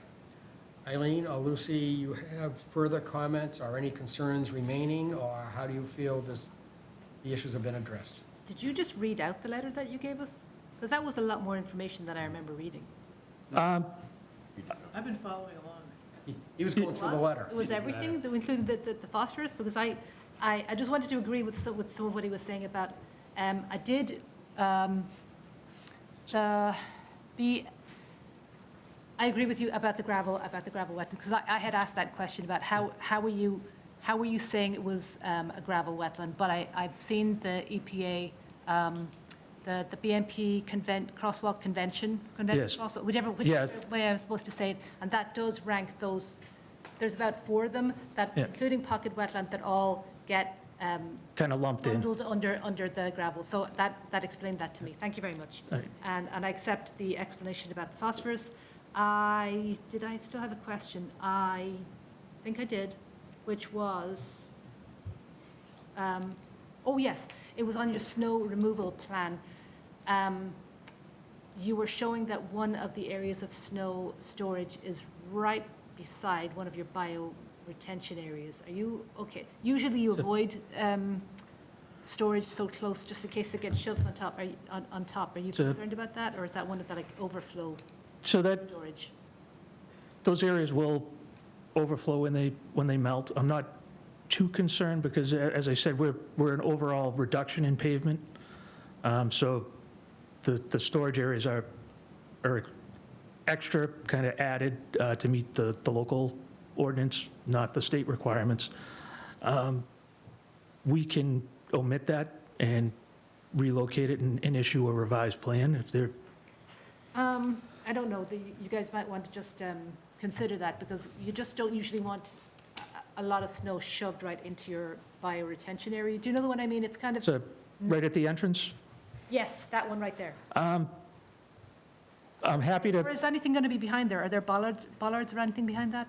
there is a curb line there, so, I mean, it's So at least a granite curb on the, something will be held up. yeah, so we have granite curb on the entranceway until you kind of get past the theater Issue building. is if you're going to get a lot of dirty snow off the roadway and stuff like that, you probably don't want it into the bioretention area. Not directly. Not direct. That's That's, the concern. It's so we can, just about the I have no problem melt to it is fine. flipping it to the uphill side, so the space is directly across from that.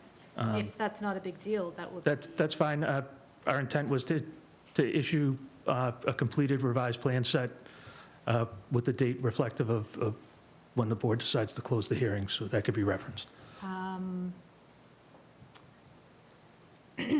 So generally, I'm happy with this. I like the fact that you're just, one of my concerns was still about the snow. The Board of Health, as you know, because you've spoken to Christine Mathis now, she does have a small concern about the apparent design of the pocket wetland. She and I are both pretty happy about what you propose, but I know that you're going to provide a detail for her next week, which will, I think, alleviate the concerns of her board. So I would just suggest that while I'm actually very happy with everything as it is, that we hold off on issuing the permit until the next meeting. And it's not a bad thing, Brendan, it really isn't, because I don't want any issues with the Board of Health to change our, Right, we want a final plan for you folks. So just to inform the board of the change, what we've agreed to do is put a small weep hole at the bottom of the outlet control structure in the pocket wetlands. So should there be an event that groundwater rises too high and it can't drain out on its own, it'll be able to pass through that weep hole and not hold standing water. I don't have a huge issue with waiting for the next hearing. What I would ask is that if we're going in front of the Board of Health on the 27th, if there's no substantial changes to try and minimize the costs incurred to the town, if everything's fine, you might be able to close an issue without representation here, just to move things. I agree. Once we see the detail, I don't think you need to be here. All right. I think I just want to make sure the i's are dotted and t's are crossed so that nothing goes wrong with their permit. I'm actually. I understand. I'm not sure the people behind you fully understand, but it's actually to their benefit. We did not receive a draft permit tonight, so best case scenario would be you close tonight and issued the next hearing. But if you're planning on closing and issuing at the next hearing without representation pending that detail, we get to the same place. It's my preference that we close at the next hearing. Okay, but I don't, from the sounds of everything I've heard tonight, unless the commission feels we have major issues remaining, I don't think you need to be here. We'll do the paperwork and take the votes and review the documents. So, do you mind if I? Go ahead. So I understand the concern, but we get to the same place. So I think that's probably best. I mean, put it like this. We would not have a situation where you come in at the next meeting and then we raise major issues, and then you have to go away again. And you're not even here at that point. We wouldn't do that. I mean, No, your staff's been great about communicating with us, making sure that we're aware of any concerns, so I don't have any reservations about that. As I said, I mean, my concern Board is of Health just, may have some changes that they want, and you don't want to have us have to reopen the hearing So- if we've closed it, and then you might have to re-advertise it if we close it. They won't have met the Board of Health, but Christine and I will both have seen the detail. May 27th, I believe, is our Board of Health hearing. Right, So- but our next one is on the 22nd. We actually Okay. probably have issued our permit by then. I just want to have seen the detail and be in agreement with Christine that it's appropriate, because I don't want to hold anything up I'll to you. circulate that detail. I told her probably middle of next week I'll have that up. Okay, So, is that clear, my reasoning here? Okay. Okay, May I offer one other suggestion? sure.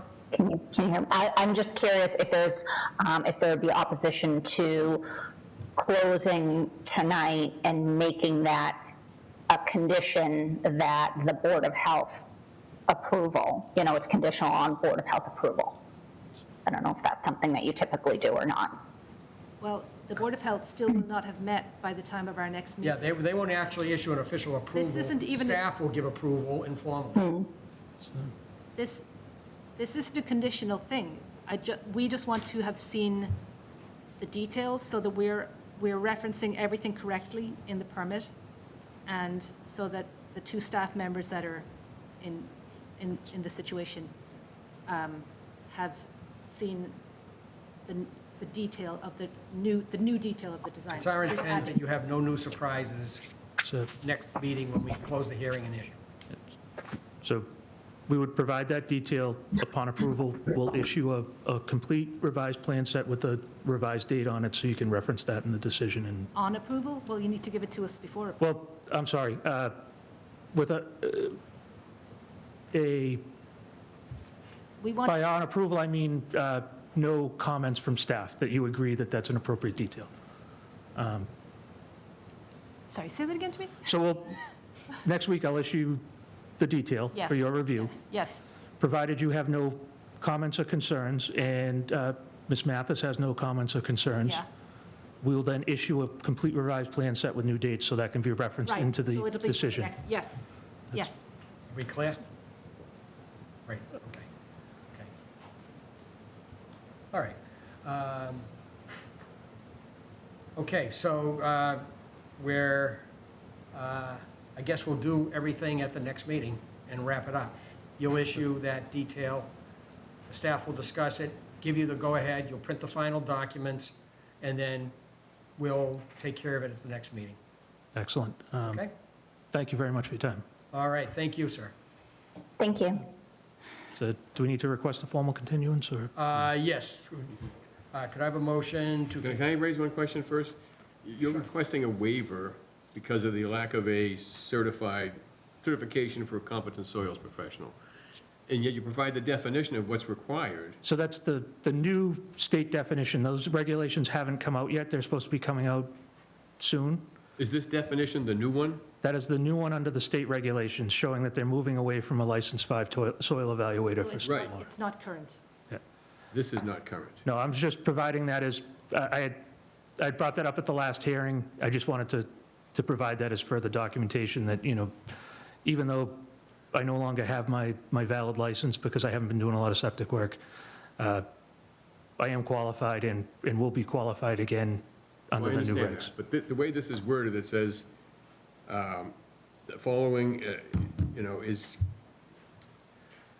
a competent soils professional is a Massachusetts registered professional engineer, or, and then it goes on to say, a certified, you are a registered professional engineer. Correct. So the way this is written, you're qualified. Under your bylaw, though, you only allow licensed soil evaluators. Under our bylaw. Yes. Okay, So that was the concern, and that's why we're asking for the waiver. all right, thank you. Okay, so do we need to do any motions tonight? Do it all? No, we don't, but I would just suggest that what I will include in the permit is that pre-construction test bits, which I think you've agreed with Christine Mathis. Yes, so Board of Health is doing this. Would be overseen by the licensed soil Yes. evaluator, which will work Yeah. for Right. our purposes. Right. Okay. Very good. So I just, we'll see you on May 22nd. Won't see you, but we'll see this on the agenda May 22nd. Thank you very much, I appreciate All your time. right, thank you. We need to vote to continue. Yes. Yeah, could I have a motion to continue the hearing for 1 Overlook Park, for Burlington Parks and Recreation, to construct walkway trails and stormwater management features to the May 22nd meeting? Is there such a motion? So moved. Second? Second. All in favor? 600. Okay. Thank you. Next, we have the rebuilding of a new elementary school, 252, continued public hearing, Fox Hill Road, which is the Fox Hill Elementary School.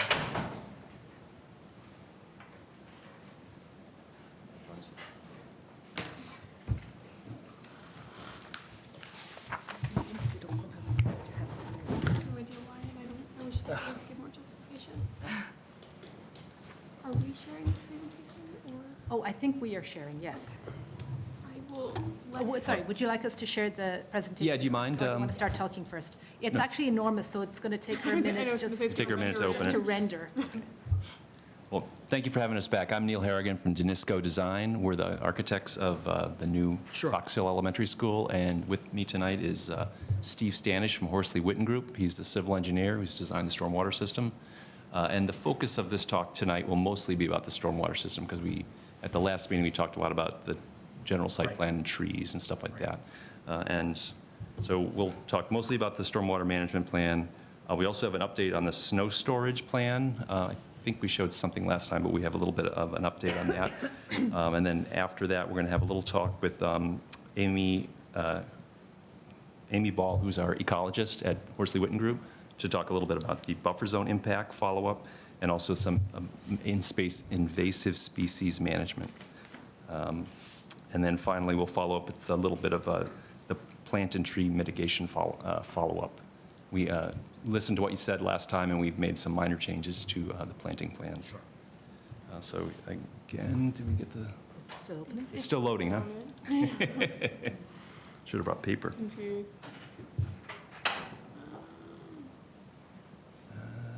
Are you loading a PDF or a PowerPoint? PDF. Yeah. It's a PDF, it's just big. All right, well, I might have to share it on my screen because it doesn't recognize that the app exists right now. Here we go. There we go.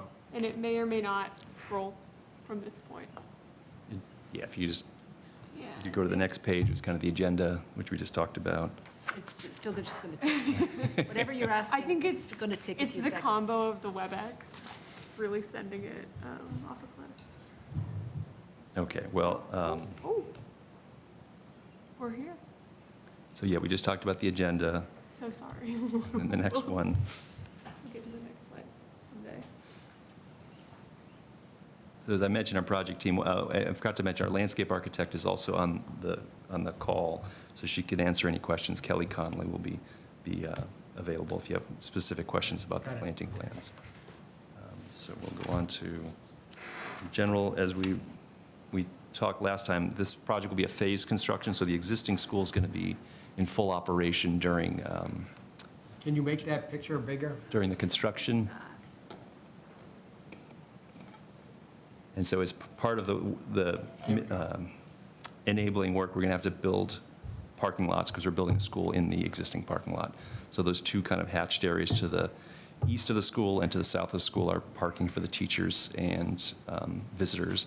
And there's some small parking lot to the northwest that will be accessible parking and some visitor parking. And as part of this, you'll see there's a red line there. The existing drainage structure, which Steve will probably talk a little bit more about, kind of goes straight through our building site. So we're going to have to also build some temporary drainage to catch the existing roof leaders and drain system, and it'll feed into part of that line. The last leg is going to be part of the permanent storm drain system. All right, so why don't I hand it over to Steve, and he can talk a little bit about the stormwater management. Give it to you. Thank you. As Neil had mentioned, on this slide, what you see is, the old school on the south, plan south, and the new school Plan North, and that red line is a proposed temporary storm sewer with half of that red line being implemented as the final condition, and we are connecting to that as one of our outfalls that is leading to a wetland area on the Plan North side of the page. If you can hit the next slide, please. So the existing conditions, approximately 100% of the site flows over land and is uncontrolled and flows to surrounding resource areas. There are 4 different wetlands on site, and we'll show that on the next page. And there's no formal water quality treatment on site. The infrastructure on site today is roof drains that drain directly into a pipe and then outfall to the wetland that is, it's going to be at the top of the page. And there is one catch basin on the back side of the school, near the existing school, near the loading dock, that wraps around the building via a drain that also drains to the north side of the plan that you're going to see, and outfalls in the same area. So the proposed condition this site is considered partial new construction and partial redevelopment. It is designed to fully comply with the requirements of the Massachusetts stormwater regulations for the new construction portion. Substantial stormwater improvements on site include water quality treatment as well as subsurface detention and infiltration on site. There are substantial stormwater improvements within the redevelopment portion of the projects, and it's in the full compliance documentation is considered within the stormwater report that we have submitted. Next slide, please. So the existing condition, there's a couple of different catchment areas. What you're seeing are a couple of different shades of blue and a couple of different shades of green. I will start at the top portion of the screen. You're seeing. If you want, you can go up there and point if you'd like. Okay. Can I It's up sit? to you. Can I sit next to Sadie? Yes, Thank you. certainly can. Easier to gesture. And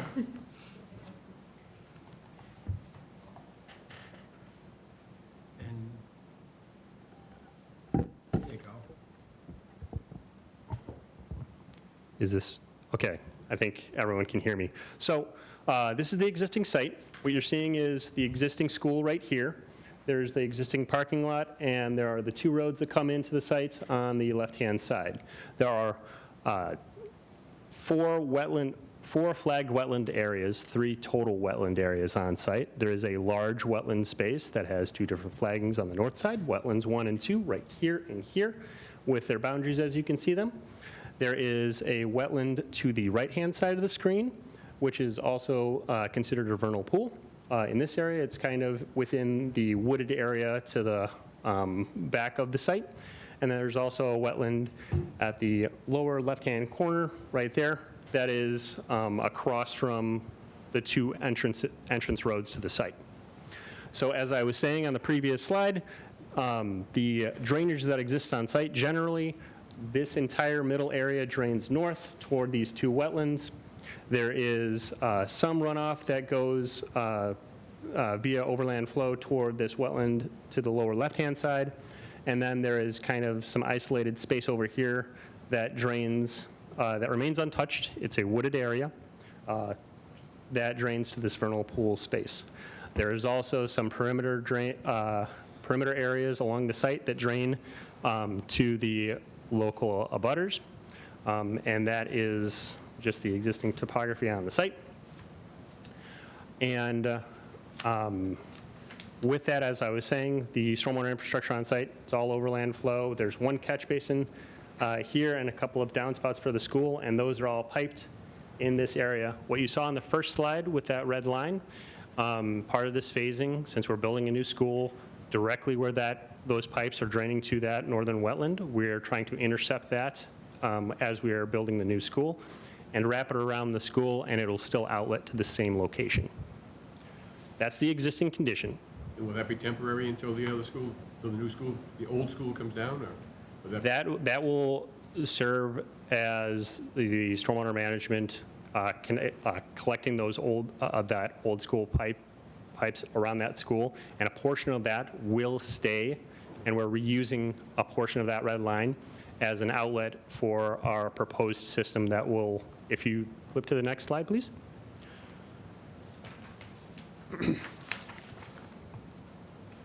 So that red line that was in that temporary system outfalls approximately here. We are connecting a portion of one of our new systems to that outfall, so we're going to be using that. It's just being installed early, and we're going to connect our new system to that. What you're seeing on screen here is the new school location and our parking lot, as well as our roundabout that we are putting in as part of the school improvements, and how things are draining on site.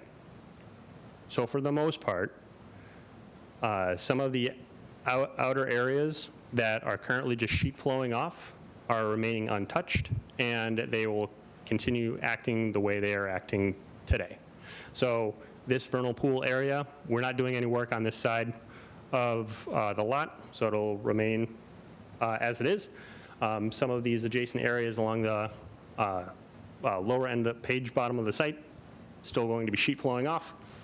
Where we are putting in this new school and this parking lot area, we have proposed a number of subsurface systems to capture the water that work in conjunction with a series of catch basins, as well as water quality treatment units to provide that water quality treatment prior to detaining the water within those systems.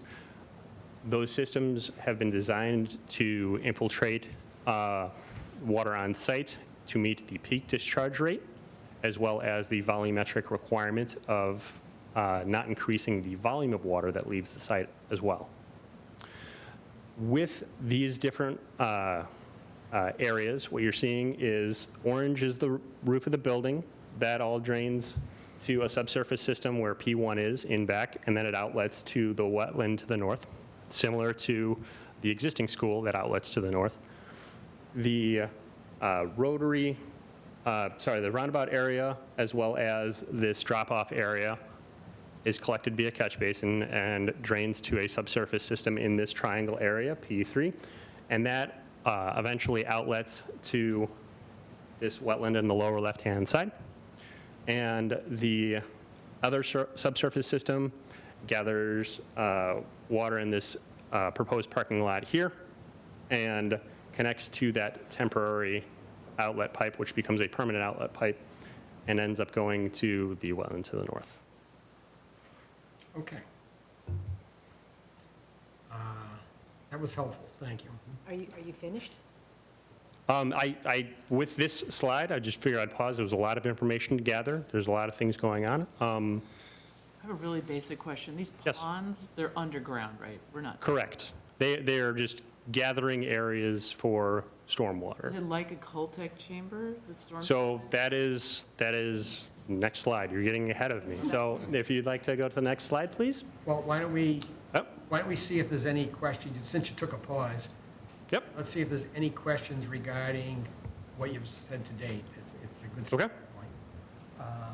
Eileen, anything so far? No, I want to hear the rest. All right. Anybody else on the commission? No, I have one question. Yep. How does you've described how the water, what I see here is that it's totally unmanaged now, and certainly the quality of what you're doing is substantially improved because there is no stormwater management now. I Correct. get that. How does the amount of hydrology going to each of the wetlands that you just highlighted on the screen here, how is the hydrology changing? In other words, or another way of saying, is there the same amount of water or sufficient water to maintain the wetland that you just described in the proposed condition? So part of our approach was we recognized that a lot of these outfalls are going to water resource areas such as wetlands, and our approach was to try to maintain the amount of water that is going to each of these wetlands, and as well as meeting the volumetric requirement of retaining a certain amount of water, so you can't increase the flow to any of these wetlands or your You're abutters. not redistributing it in different directions. Correct. We are, based on each of these gray triangles here, they're different study points, so we analyzed where the water is going, and we were matching what is going to each of those study points in the existing condition with the proposed condition. So it's not just like the overall site saying, all right, 100 gallons in the existing condition flows off-site, 100 gallons flows off-site in the proposed condition. It's, 100 gallons here, 20 gallons over there, 50 gallons over there, and we're trying to match that to the maximum extent To be practical. honest, I expected you to say that. And Yeah. I know you guys are really sharp at doing this, so that's exactly what I was hoping you would say. Okay. Any other questions thus far? Great. The next slide.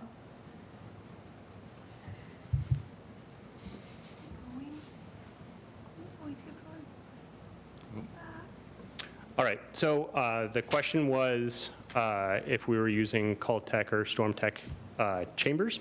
So in this slide here, we have 3 subsurface systems, and we also have a permeable playground surface that we're showing here. These are the locations of the system. It's a little harder to see on the previous slide, so we thought we'd highlight it here.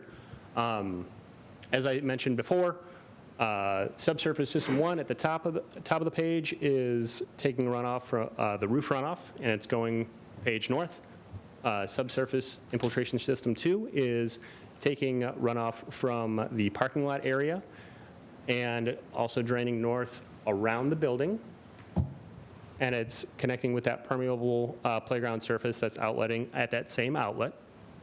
And subsurface system number 3 is collecting from this bus drop-off area, which you see to the left-hand side of the building, as well as this van drop-off that's in front of the school down here, as well as a portion of that roundabout area to the left. And that is all after the appropriate amount is being infiltrated on site.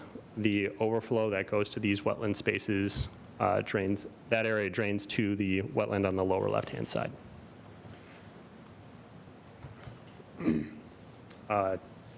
Any other questions so far? Are you going to, what I had actually asked was for you to, which you might be getting to. Yes. For you to explain why you're using our systems in 2 cases and a more traditional system in the other case. Like, is it a cost-benefit thing? Is it what was it? So the traditional system that is talked about, if you can hit the next slide, it'll show an example of 2 different types of systems. So the traditional system that Eileen is speaking about is the StormTech/Caltech system that you're seeing on the left-hand side. You kind of see these plastic chambers as well as a bunch of stone. I believe earlier in the meeting, the new SC800 is the typical sizing that you see. It's about 3.5 feet for a section view for these. We are proposing that in the north side of the school. Contractors are familiar with this system. It's a pretty common system. Public Works are familiar with the system. Due to the constraints of the site within the larger parking space area and the topography that we are working with, as well as the outlet, that kind of system doesn't fit within the profile that we're using for our pipes in and pipes out. And within that triangle area, this system creates a larger amount of void space, so we were trying to reduce the footprint of our systems within that area. So we found this other option. It is still a common and widely available option. And that's why we're using 2 different systems. Why don't, if our tanks are so much more, compact and versatile and stackable and all that, why aren't we just using more of them now? Or do you think that's going to start happening, that you could have been using them in all of the places? Or are they just way more expensive? There is not much of a cost difference. I think it's just a familiarity of installation.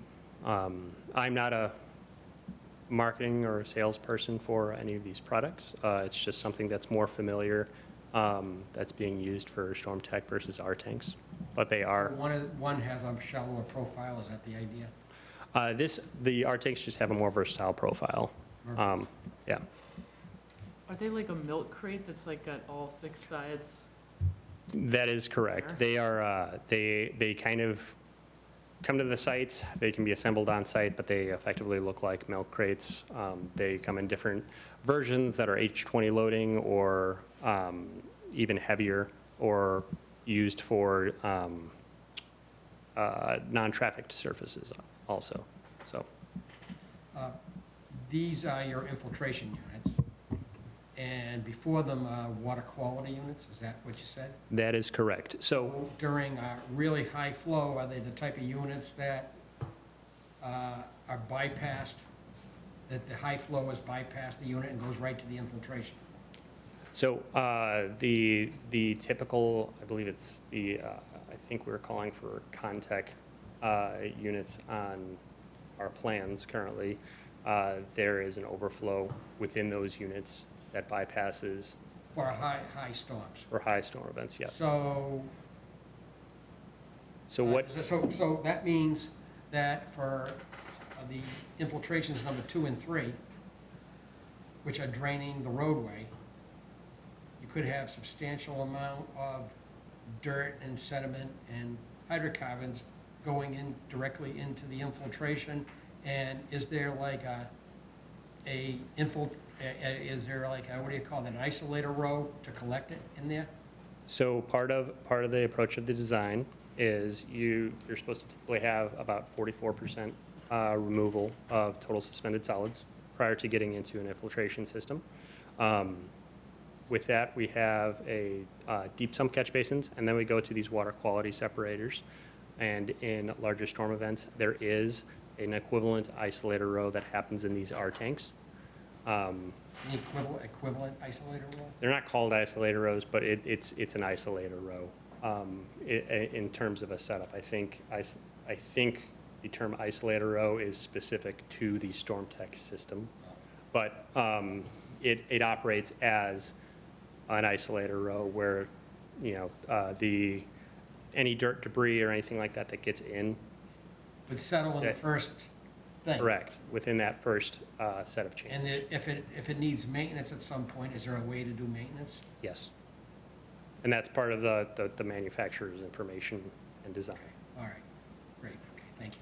Yep. One last slide for me, and then I think I'm going to turn it over to Neil. If I've had a good amount of speaking time, thank you so much. I'm always going to be here for questions too. But to summarize, there is a wild variety of stormwater BMPs on site, and water quality units, deep sump catch basins, permeable, the permeable playground, as well as our subsurface infiltration systems. They provide TSS removal that's generated from the loading area, the parking areas, and the driveways.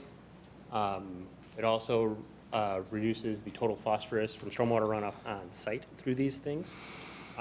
There is no increase in the peak rates of runoff at any of the study points for any storm event that is evaluated. That's summarized in our stormwater report. Volumes at all study points with the proposed stormwater mitigation are either at or below the existing condition, so we're meeting that requirement by the town as well. This assures no negative impact of flooding in downstream areas or butters. And the overall systems provide greater than 80% total suspended solids removal for the stormwater discharged around the site. Great. Anyone have questions at this point for this gentleman? Very good. Well done, thank you. All right, I would like to hand it back over to Neil to talk about, Snow. Sorry to put you on the spot. Vivian Loeb, Danisco Design. We also want to mention that the athletic fields has a below-grade drainage system that's been accounted for in the stormwater report. So I just want to make sure that you all know about that. Very good. I will go back to my seat. Okay. A below-grade drainage system, is it artificial turf? No. It is not. Oh, good. Okay. Sorry. I just didn't want to go there again. Okay. All right. Can I ask a quick question just before? At what rainfall are they designed to overflow? I think I read that somewhere. There was something about the overflow. So part of this design is we are trying to meet the equivalency of what you would experience in each rainfall event. They are designed to discharge at the one-year storm event to a similar rate as what you're seeing in the existing condition one-year event. So in terms of water quality, meeting that one-inch storm event, they are doing that. They're meeting the volumetric requirements for each of those. So they would overflow in the one-inch storm event? They are meeting the water quality on site for like the one-inch storm event So because of that volumetric What is that, requirement. two-year storm? These infiltration systems are discharging at that two-year storm event, but the peak discharge for each of these systems does not exceed the existing flow rate that is on site. So does, So if it's draining, 10 gallons to a study point on site in the existing condition, these are designed such that they're not exceeding the rate of the flows leaving the site, and it's not exceeding the volume in those low storm events either. So it's not keeping a bunch of water during those low storm events on site entirely. so are we getting water quality improvement above the one-inch storm?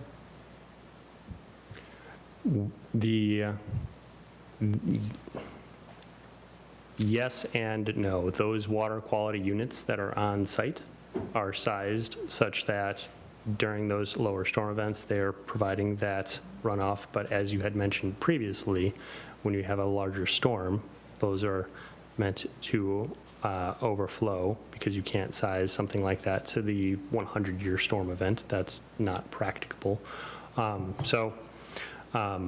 You are still achieving water quality during those low-level storms, and you are still feeding these wetland areas based on our peak discharge for those low-level storms for each storm that was modeled.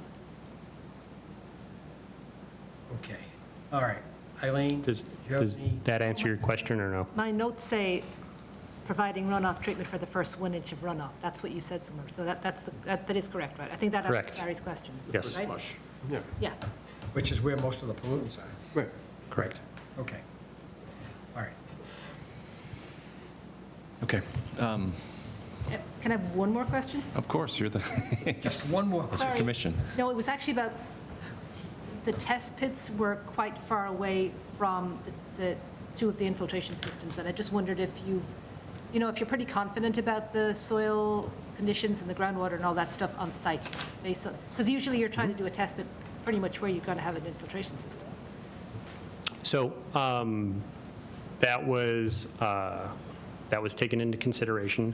Two of the locations of these infiltration systems are underneath the existing school.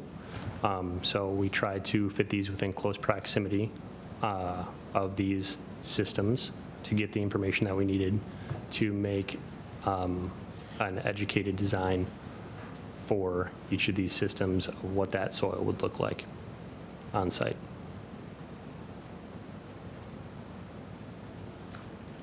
Okay. So we should probably, I'm not trying to rush you, but we should probably try to move this along too. Sure. Okay. If we just go to the next slide, if you don't mind. This is just an update on the snow plan removal. We had some back and forth with DPW, and we've decided to remove some of the guardrail to the south of.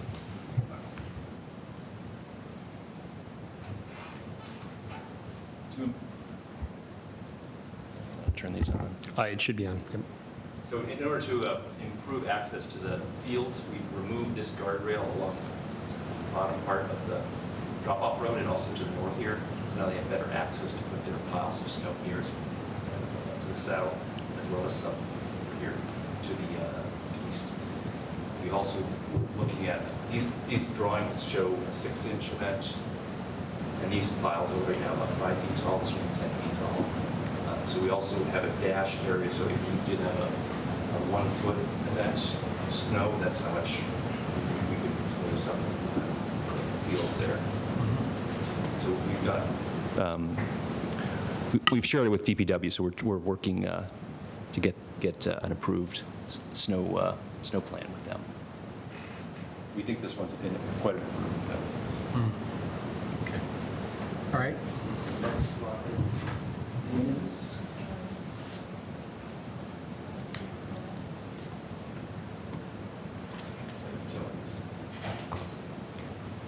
So just to give you an idea, so the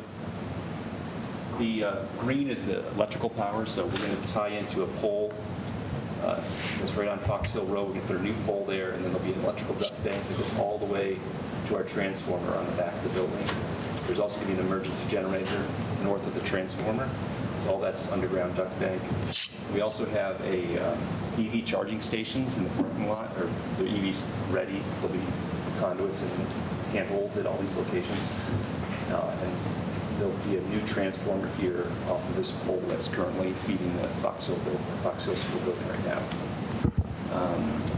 Sewer lines and water will both connect to kind of the intersection of Westwood and Fox Hill Road, and they travel kind of along the service road to the back of the building where the main mechanical room is. And the water also does a loop, so we have 3 new fire hydrants around the building. No gas? No gas? No gas. Amazing. Is there gas in the street? There is gas at the school right now. We're going to disconnect. There is? And remove. Yeah. Because we had a previous guy, 238, said there was no gas between Boulder and him. Yeah, I think there's a gas generator here. There used to be a diesel generator, right? But they converted it to gas a few years back. So our new generator will be diesel. So Neil, I think at our last meeting, we didn't get a chance to present some of the key points of the school. It's an all-electric building. It'll be supported by a geothermal system, ground source heat pump. So it's highly efficient. We'll have, I believe Neil spoke last time about it being PV ready for solar on the roof, definitely, and then potentially some solar canopies. The district is still assessing that. But highly sustainable and just looking to the future. I was just thinking about like cooking for the cafeteria or something. It's all Oh, gonna be you like know, those. we've had discussions about electric kitchens versus gas, Yeah. but we've completed a couple of schools that's all electric with electric kitchens, and we haven't heard any issues. Great. So the next slide, I think, has to do with the buffer zone impacts. I don't know if Amy Ball's on the call. Yep, I'm here. Okay, Amy. Can you all hear me? Oh, yeah. Oh, hear Yes. you great. We can. Oh, yeah, that's the microphone right by your mouth, right? So if you want to go to the next slide there.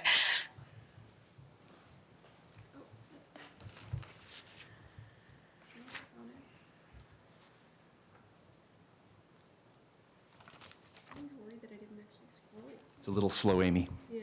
Yes, that's okay. If I scroll again, it might go. I can fill the time by talking that the commission had very specifically asked last time about the buffer zone impacts and specifically where things were occurring. We did note that there is a small amount of disturbance within the 0 to 20 foot no disturb zone, but that is entirely to remove portion of the existing septic components that are right up next to the wetland, and then that would be regraded and revegetated as part of the mitigation planting plans and or the landscaping that goes along with the school itself. We also have a small amount of actually quite a lot of temporary impacts within the 20 to 50 foot building setback. And that's in part due to some minor grading and tree removal, and then, ultimate stabilization. And then the permanent impacts are associated with an existing, or proposed overflow outfall for the stormwater. And then there is a small corner of the pervious play area that is also located within that 20 to 50 foot setback. Remaining work is all within the 50 to 100 foot setback this is to the BVWs to the north and to the southwest. And I think the next page does show this, but we'll keep this on here for now. Again, it's installation of the subsurface systems for the stormwater, portions of the parking lot, an existing play area. Quite a lot of the impacts are associated with sort of a redevelopment condition. But in the long run, there will be about a third of an acre or so of permanent impacts within the buffer zone, merely associated with the redevelopment of the site. As far as the certified vernal pool buffer zone, that area has nearly an acre's worth of work within it, but this is all some tiny minor grading associated with the temporary parking areas, and then long-term, the backside of the school there. And then this will all be revegetated with a pollinator mix, a native pollinator mix, intended to replace the existing turf fields that are there right now. So before we move, well, actually, do you want to show the next slide? I think this is all sort of depicted on the plan.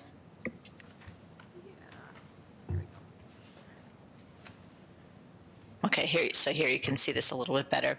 So the two wetland areas, which actually is technically one larger wetland area, it's just two fingers of it.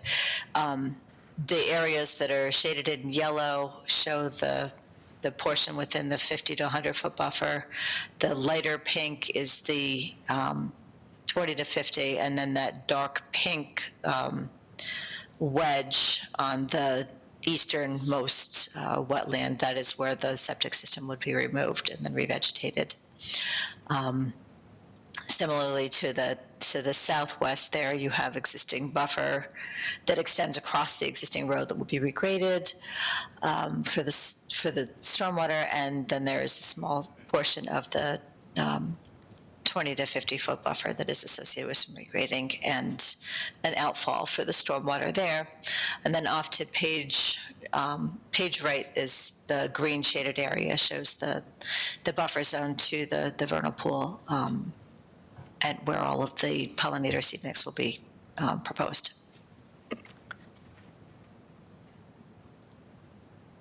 So should I pause there and ask the commission if there are any questions? Any questions, anyone? Nope. Nope, keep going. Well, you're doing fine. Okay. And then at the last hearing, you also asked about a bunch of autumn olive that is shown on the site along the tree line to the north of the existing school and parking lot. It's a little hard to see in this. It shows up better on the paper version of this, but there is sort of a swath of autumn olive that kind of covers nearly the entire tree line. In addition to that, we observed some small amounts of multiflora rose and at least one or two Japanese barberry. And of course, there's quite a lot of glossy buckthorn, but that is more prolific within the wooded areas. And then we also found a small amount of Asian bittersweet in that same location. And so we put together an invasive species management plan for the school, noting that quite a lot of these existing invasives would be removed as part of the school redevelopment. So it's within the limit of work. We're suggesting for those species that the invasive plant material merely be removed in sort of a separate manner from the other tree removal that is proposed, such that you don't end up spreading invasives elsewhere where the tree material may be reused elsewhere in town. And then for proposed treatment, we have discussed two different sort of generic herbicides, glyphosate and triclopyr, which are commonly used to treat invasive species. The plan would be for the larger shrubs to cut the stems and paint them with the herbicides. Smaller seedlings could be hand pulled. This does take some long-term maintenance, and we've discussed that a little bit. I spoke with Eileen this afternoon briefly, and she had a couple of questions about the specificity, and I just wanted to assure you that we kept this specifically vague in terms of when the treatment would happen, because it'll be based upon the ultimate construction schedule of the school, and sometimes things get delayed such that you may not be in one season or the other. So that we've provided some options without providing too much in the way of means and methods for the contractor that would be removing them. Okay. Any questions on invasive species management at all? They did give us a really robust, like 17-page removal plan, which was Yeah. cool. I don't know if you guys will. I have a question, though. Okay. Doesn't the likelihood of some of it returning in the area that's not being developed is probably pretty great? Is that correct? Yes, there's intent for some maintenance, long-term. A couple of years of monitoring to make sure that we're, keeping an eye on it. And then that would have to be folded into the long-term maintenance, for the landscaping maintenance budget. Between when the 2 years for, say, the growing season for any of the plantings that have to go, and during the construction, who is going to remove the invasive species when they're small and easy to get at, and not have it 5 years down the road, and then you have it all taken over again? Is the town willing to do that? You're talking about after construction's complete? Well, I'm talking about during construction and after construction. Well, she was talking about a couple of years of monitoring after the removal. But who's gonna maintain it? Because it's likely some of it's gonna come back. So, once it's removed, if you monitor it and see it beginning to come back and you remove it, it's much easier at that point than waiting 5 years down the road. It's a month shot. So I want to know, The owner. To be decided probably. Is that fair to say, Amy? I think that is a fair statement, that it is to be decided, and that would be something we'd have to talk to the town, maybe the maintenance. so, are you in touch with contacts at the town? I assume you are. We are, yeah. We're in touch with DPW and Parks and Rec and Seems to me an the school appropriate department. discussion is to say, we have an invasive management plan. To be successful, it requires certain actions down the road. And it would be interesting to hear the results of that conversation, because it's not very meaningful if you do it once and ignore it. No, it's true. We'll reach out to the different departments. and I'd appreciate it. Get some response. It would be good if you did. Okay. Thank you.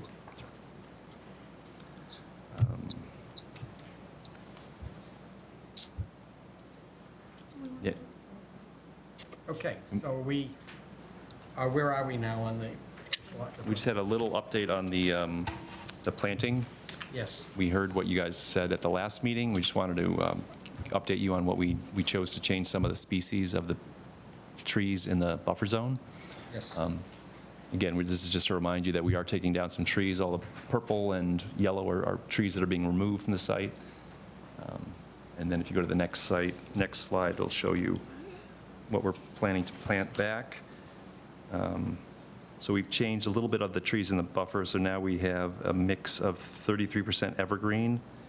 We've decided to add in, our landscape architects chose to add in some large trees, which are deciduous conifers, as well as some, I think previously they were also showing eastern red cedars as well for the, whatever they call it, conifer, evergreen trees. And then some of the deciduous trees that we previously had are now being replaced with the swamp oak, swamp white oak. So that was kind of the change. And if you look on the plan there, I think they're highlighted in red or green. So these trees that have the red around them are the changes. Right.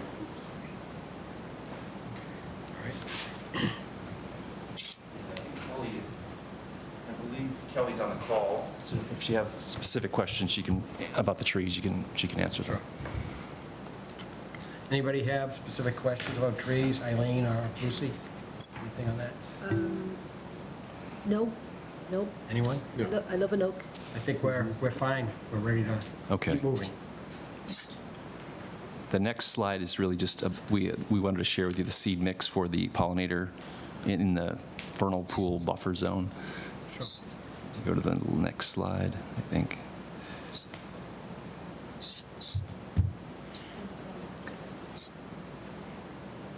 And it's a list of a lot of different things, so. Neil, if I could just interject with that, with the seed mix, that's being sourced from Ernst Seeds in Pennsylvania. So you see a lot of PA ecotype. But as you may be familiar, Ernst is a fabulous seed company, makes really good native seed mixes. They're very attentive to what zones, and that's where these are being pulled from. All right, very good, thank you. Okay. Okay, so it looks like that brings us to the construction schedule. Sure. So we plan to be completed with contract documents and go out to bid at the end of November, early December, and you should have a contract awarded by the end of January, maybe early February, and they hope to break ground in the spring of next year. And the project will take about 2 years for the building, and then, so in, say, February of 2028, the school will be complete and ready for being occupied by the students and staff. And then it'll take a little, till about October or November of that year to complete the demolition of the existing school and build the parking lot in the fields. So we hope to be totally completed by, say, November of 2028. All right, very good. Does anyone have any questions at all? No. Anyone? Eileen and Lucy, you all set?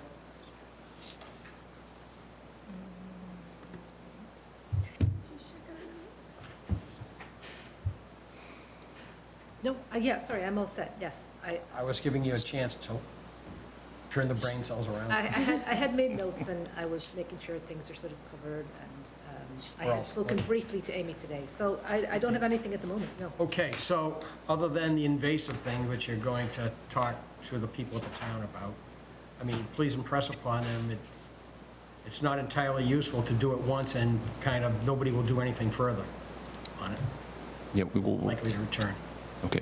All right. Is there anything else that you heard here that we need from these folks? I don't want them to go away and say, we want anything. Is there anything else?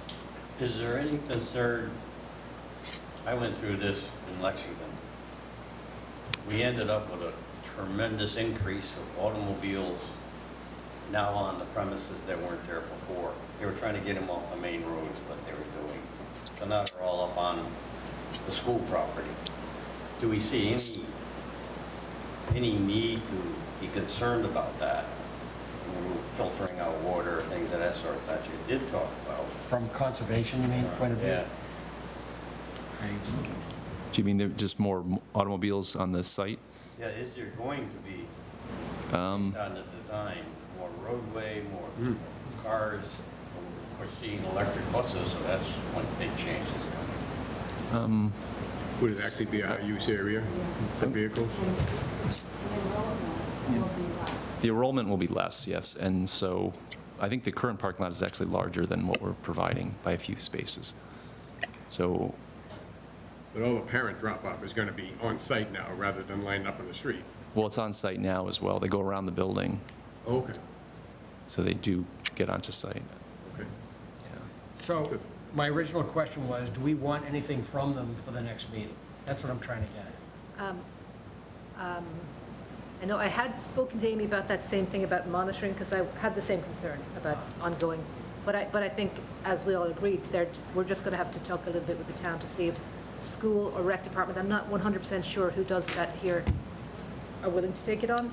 I don't have any major concerns that, or questions that I feel I need to be answered for the next time. I'm feeling pretty good.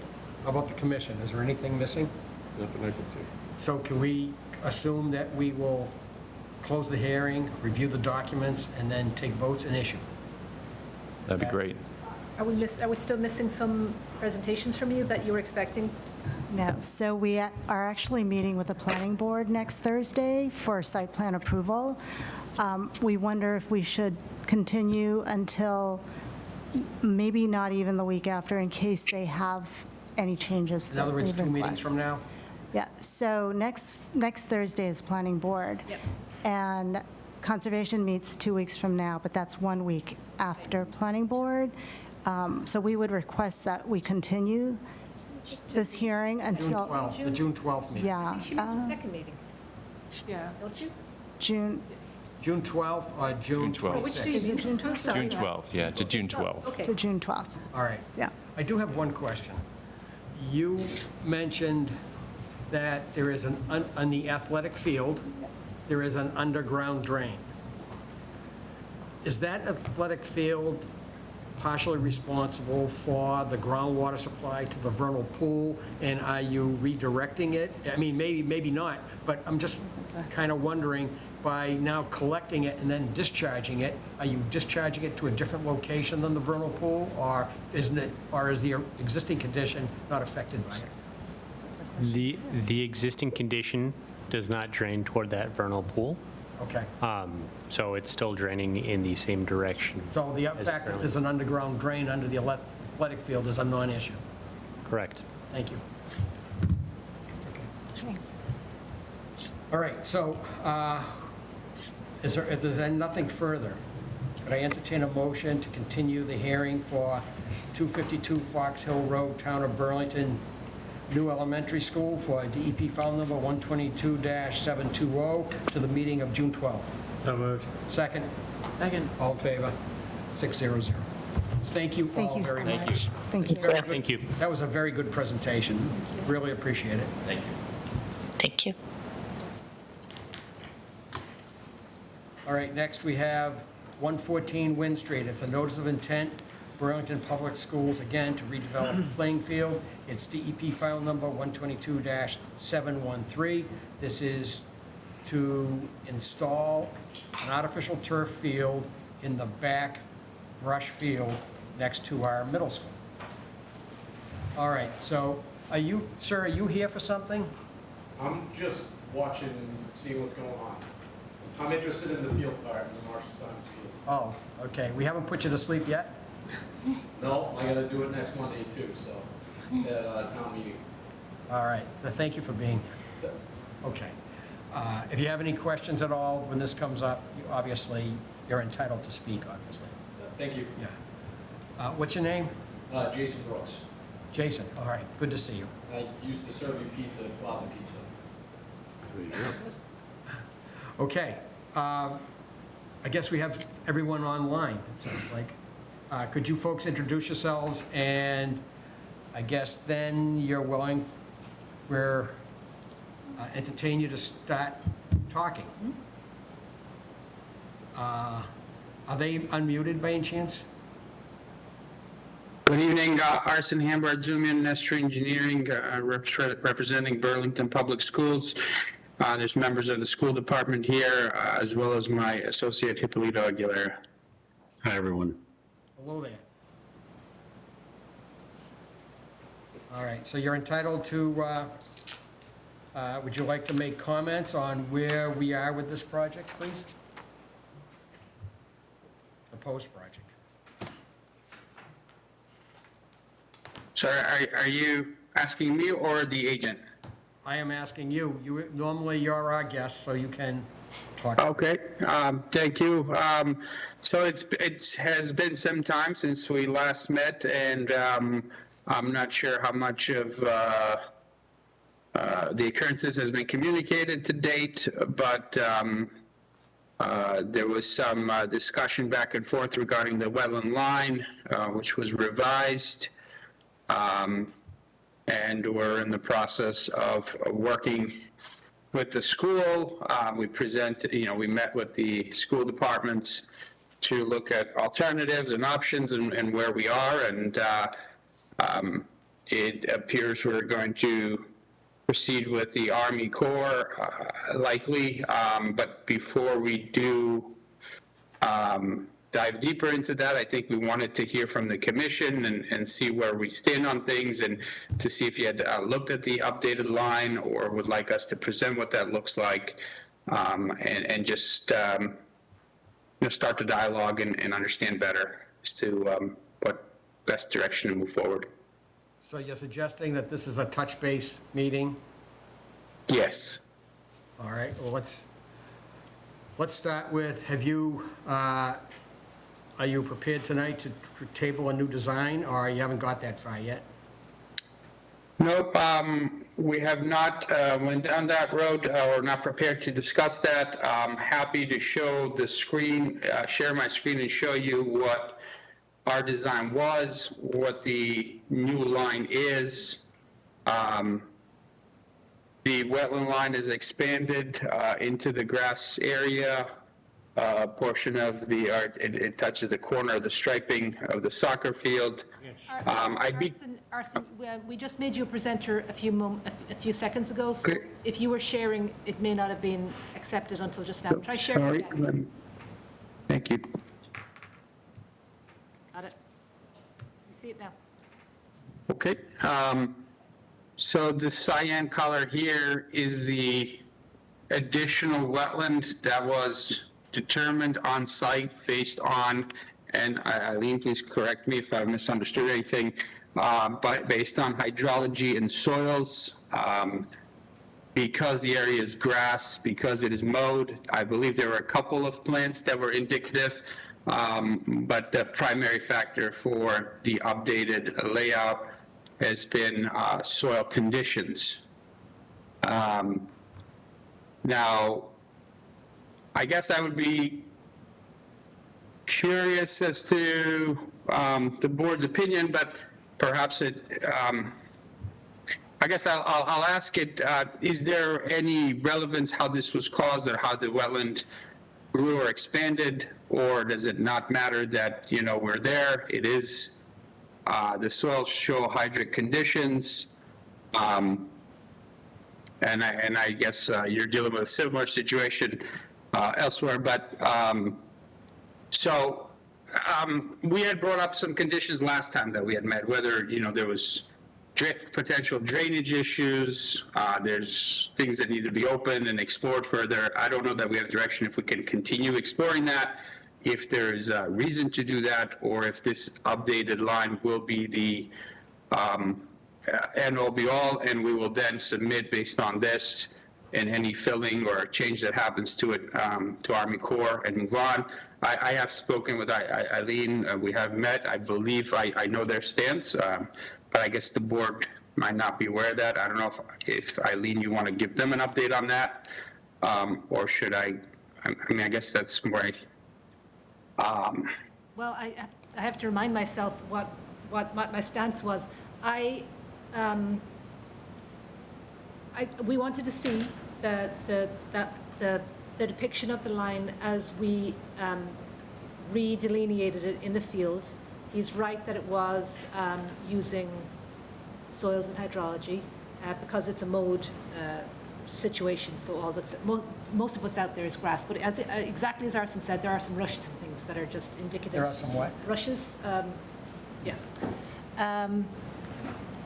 I'm not exactly sure what Arson means about the stance. What we would need to know are things like, based on this more expansive wetland, how much wetland fill would that mean compared to what you had before? I mean, just with this plan as is. What else do we need to update from that meeting? I mean, this was. Jason, you're welcome to move around if you want to see the screen better. Oh, I can see it fine, thank you. Okay, all right. We debated this in the field with their wetland scientists who agreed with us. I don't know. Well, sorry. So Stephen's stance is that, and I'm not, I've asked him to be here. Unfortunately, given the time, he's not able to join us. He was with us earlier, but he couldn't stay. Our wetland scientist So if you take out any external factors, and if you are strictly looking at soils, hydrology, and plants, this qualifies as wetlands. Now, I've never been in this situation before where there's potential maintenance issues, there's backups, or there may or may not be that hasn't fully been explored, and so on. So that's kind of outside of my experience and expertise, but there's some documentation that, you know, previously it was mapped differently when the track and field was done.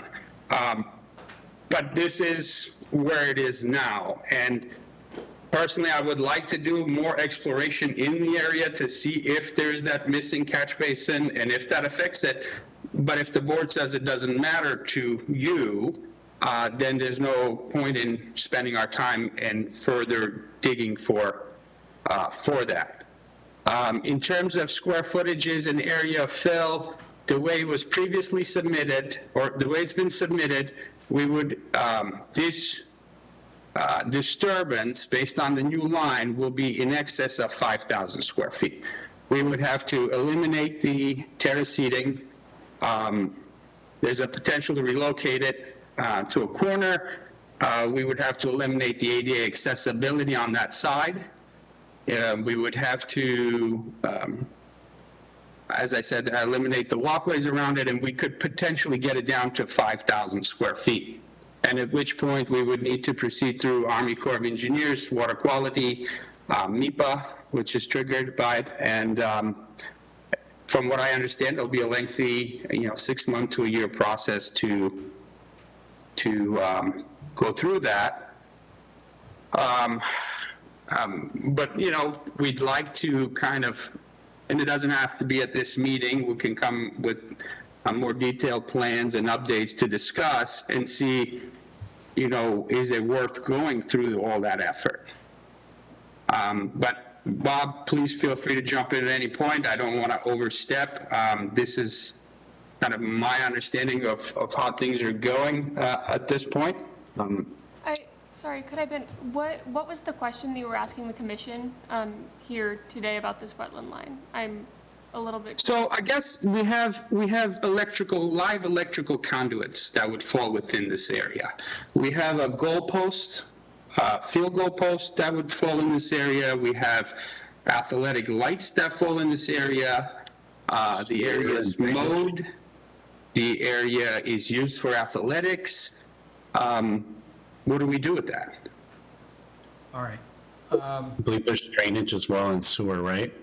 There's drain lines that go through it as well, yes. Okay. All right. I'd like to ask the commission's indulgence, and I'd like to speak first here, because clearly you and we as the commission are grasping for a path forward. And so let me make a few comments. The first is, I've received a number of comments, I think other commissioners may have as well, asking why the Conservation Commission is giving the people who are proposing 2 new soccer fields a hard time. Why are we offering them roadblocks? Why are we delaying them? I've gotten 2 or 3 of those, maybe 3 of those comments so far. Okay, and so there is an undercurrent going on in the community that we as a commission are doing something wrong. Okay, when in reality, the process that you folks have engaged in, at least my personal feeling is, I can't speak for the entire commission, has been backwards. Because the way a project, what you've done is you have done a substantive design for a project prior to knowing what the resource constraints are. Normally, someone would file an abbreviated notice of resource area delineation or as part of the process of the notice of intent. Before you do the design, you would define these areas, know what the resource areas are, and you did not do this. So where are we now? We're now in a position where you folks have spent, you specifically, but the project team and the town has spent a lot of money getting to a project to fit into the area where the resource areas have not been defined. And now we're trying to backfit a project that you've designed into what we are finally realizing is what the resource areas are. The whole thing feels really backwards to me. It's not normal. So for that reason, I'd like to just categorically state, we as a commission do not have a stake in what you propose. It is totally up to the applicant to propose a project. We will help them, and we will identify and finally agree on what the resource area constraints are, and then you go and design the project. To do it the other way around causes a lot of rework and extra funds being spent that is, I guess you'd say, somewhat wasteful. Now, having said that, we as a commission are committed to approving this project if it meets the wetlands performance standards. There are a series of wetlands performance standards for bank, for bordering vegetative wetlands, for bordering land subject to flooding, and for riverfront area. They are clearly listed on what those standards are, okay? And for example, in the upper left corner, as you're facing an example of this is in the upper left corner of the field, the back left corner of the field, your limit of work is almost right on the bank. It's either at or very close to right on the bank of the stream at that point. Okay, it's beyond the existing fence. The stake was further up in. Okay, and so the performance standards say work shall not impair, number one, the physical stability of the bank. It's hard to make a case that that's the case with where you show your limit of work. And that the groundwater and surface water quality with the limit of work is at that point will be maintained when the project ends up at that location. So, and for bordering vegetative wetlands, the performance standards say the surface of the replacement area must be equal, as you know, to the area that's being lost, number one. Number two, the groundwater and the surface elevation of the replacement area shall be approximately equal to that of the lost area. Number four says the replacement area, if you're replacing, mitigating for filled wetlands, shall have an unrestricted hydraulic connection to the same water body and waterway. Number five says the replacement area shall be located within the same general area of the water body or reach of the water area as the lost area. And at least 75% of the surface of the replacement area shall be reestablished within 2 growing seasons. All of these are, there's more. All of these are performance standards. If you do not meet, if this project as proposed does not meet the performance standards for each of the resource areas, we must deny it, okay? And if we don't, we will be challenged perhaps by DEP. Okay, so I will personally, I would be glad to vote this project. If we go through each of these performance standards and your project meets them, I will vote yes, and you will get a positive permit, at least on my behalf. Now, another thing I'd like to say is, just want to make it clear, it might be a somewhat lengthy process for you to get a Corps of Engineers 404 permit, but keep in mind that a 404 Corps of Engineers permit and a 401 water quality certification, if you need this, I don't know if you need it, but does not supersede our local conservation permit. It's a separate requirement. The federal 404, as you know, regulates fill materials into the waters of the U.S., and the Wetlands Protection Act and our local bylaw is a program for protecting wetland resource areas. Now, sometimes projects that are approved under the Wetlands Protection Act may be automatically certified for water quality under the federal 404 program. I don't know if that applies to this case. That would be nice if just we could issue the permit and it also qualifies for the 404 Corps of Engineers permit. Okay, it doesn't always work out that way, and I'm not even sure I know the criteria, because that's a Corps of Engineers issue. but you would have to take that up with them. And same thing with our 401 water quality certification, if that's needed.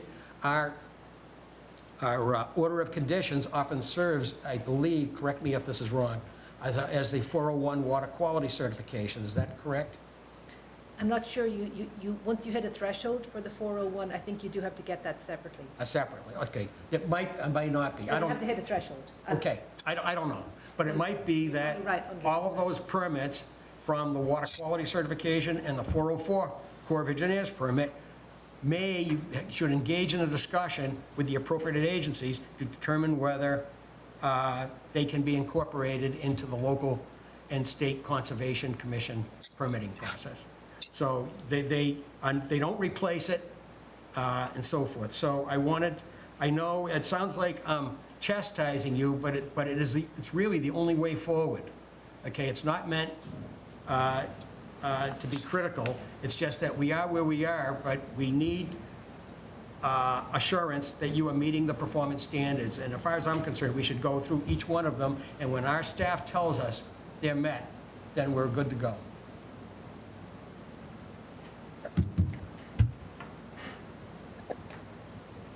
Thank you for that. I think the direction is helpful. In our defense or timeline schedule, I just want to note that there are limitations as to when the resource area can be verified by your bylaw. It limits us to no verification between November and March. In order not to delay the timeline. Sir, I'm not sure what you are, I'm sorry, I don't understand what you were saying. Sure. Eileen, do you know what he's saying? Not really. Was it March when we went out with Stephen? Was it not April? I don't know. If I wanted to file an INRAD or to have you verify the delineation line, I believe your bylaw doesn't allow that between November and March. I'm not aware that that's the case. According to Burlington Conservation's policies, wetland delineation are only confirmed during the growing season months. Oh, I think you're talking about a delineation. Yes, which... Right, so in order not to delay the project and given the school schedules, and I understand there's different processes of doing it, and I completely understand that had we gone a different route, the delineation would have came in first. I'm just giving this in defense of us and the school schedule and the different aspects that we're working with to show the reasoning, the order of which the process took. And we had our scientist delineate it as soon as he could, but we just couldn't verify it, or this change happened post April 1st. Well, I believe but we have... be that as it may. Sir, I believe we have... Eileen, do we have enough data to come up with an approved plan for the resource areas, okay, to be officially stamped, located on the plan, and so forth? Do we have enough data now, or do we need a separate process to get to that point with this property? I think we're probably there now in terms of what we have seen and what we've observed. So you should be able to come up with a final plan, and you may have it, and that's the plan you're working with, okay, as far as... Yes, okay. As far as where the bank is, where the stream is, where the riverfront area and the bordering vegetative wetlands is. You have enough, I think we have enough information, so you should have, I mean, you don't have to file a separate process for what is called an abbreviated notice of resource area delineation, because your scientist has gone out there, our people have gone out there, John Keeley, who acts as a consultant, has gone out there, Eileen has gone out there, the commission has gone out there. I think we pretty much know, so those points can be located on a plan if they haven't been already, and that is essentially the stamp plan for the delineation that we're working with. Yes, so we do have the updated plan. I will resubmit a revised existing condition to show the new delineation. I'll even highlight the area. And if I'm understanding everything correctly, then the next step for us would be to revise the plan, because as newly mapped, it won't meet state regulations. It won't meet those criteria, so we need to revise the layout, the disturbance. That's correct. go through the items as you've detailed, provide documentation, answers, and where we can't, because it's where we meet the state but don't meet the town bylaw, we may request a waiver on that item or your support on that, but we're going to limit whatever we can there. There is a criteria for waivers, okay? And there's 3 principal elements to the waiver process, and you should look at that in our bylaw. Very good. Okay, and let me ask you this. Have you folks looked at perhaps some other athletic layout at all, other than the fields that you're showing? Have you done any concepts for how something else could be laid out, maybe not soccer? We do have close to 20 concepts. We need to build consensus between the various stakeholders on any revision, and then we could submit alternatives to you on that. All right, so you have looked at some. So for example, a diamond-shaped softball field could be done, right? Well, they'll come up with a plan after they outlines. We've looked at many, many alternatives. Okay. All right. So let me ask now that I've tried to give you an idea of the path forward, do any of the commissioners, I'd like to call on each one and see if they have any further comments on this or anything else. Ed? Sarah? No. Sadie? Kent? Rob? I just have a question. I know we've received, I think, 1 DEP comment so far on this project, something about like the, I think, water quality. Yeah. So as we sort of go through this project and there's different revisions, is the DEP going to comment at different times, or is it like, from the state's perspective? They might. What they're probably going to have to do, if you don't mind me speaking, sorry, is they're probably going to have to redesign, because what they're showing right now does not meet the standards. They're going to have to come up with something else. As Arson said, it might mean taking out the stadium seating. Right now, it does not meet the standards, based on where the wetlands are right now. So and we absolutely, if they resubmit, then yeah, they might get more comments from. we just can't, if it doesn't meet the standards, we can't prove it. Yeah, like you said that the DEP could, I think, challenge the commission or something, if it's. He meant if we approved something that actually doesn't meet That they don't. It's called a superseding, they could issue a superseding order. Okay, so like they can sort of. Right. Can I make one comment on the Chrome Harbor? Please do. Yeah, I emailed Eileen after one meeting, and I just was curious, like, it was kind of vague about it said, well, they don't anticipate significant chrome rubber mitigation. Niche areas have been incorporated to contain and groom any material that may shift, and these zones will be maintained as part of the field's ongoing operations and maintenance plan. I don't think that was noted. You had a question about what niche areas are. Yeah, well, yeah, that was one, and then just kind of like, it was kind of vague about like how, I mean, that material is going to shift, like how is that going to get into drainage and all that. So like, to me, that's a big, using Billerica as an example, they redid all theirs, and I mean, you come off the field for lacrosse or soccer, I mean, that stuff's like on your shoes, it's in your car, I mean, so I mean, like, if that's coming off, I guess my big question is like, is there like how around those fields, even if the plan's redeveloped, how is that stuff going to be like managed or contained? That's like an O&M plan issue, isn't it? Yeah. Yeah. I mean, it's not you're not going to address it more till the. I think we have to see what they come up with Yeah. first, because things could shift entirely. Yep. But I thought, when I saw that question, I thought it was a very good question, actually. No, the only reason I raised it is because, like, if Billerica used an example, like, they just redid theirs, and I don't think it's exactly the same material, but it's just, my concern is like, how is that stuff gonna be maintained so it doesn't end up in water drainage and all that?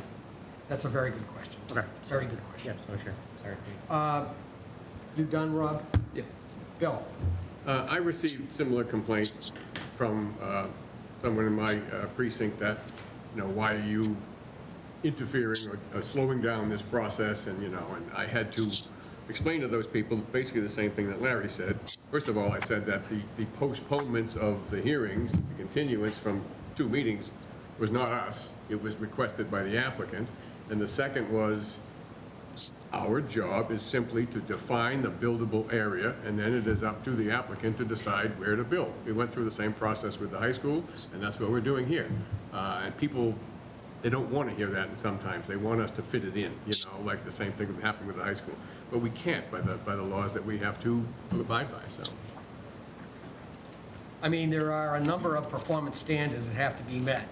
If our staff tells us and our own judgment tells us that you meet these, then we will certainly vote for the project. That's it. It's very clear. Otherwise, we can't vote for this project, which is why maybe you folks feel frustrated a bit.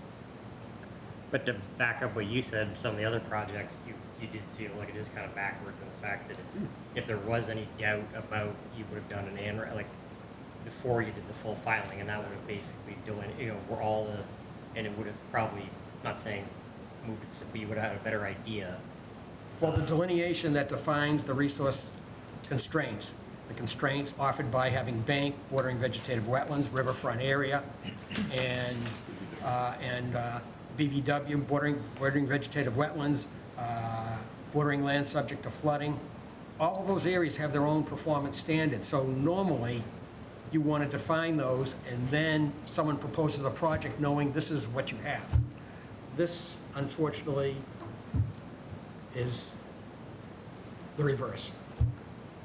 I would love to, if we could. I'm worried that there's still some doubt about whether the wetland line as delineated in the field, most recently and shown on the plans by Arson, is believed to be the wetland line or believed to have been confirmed by the commission.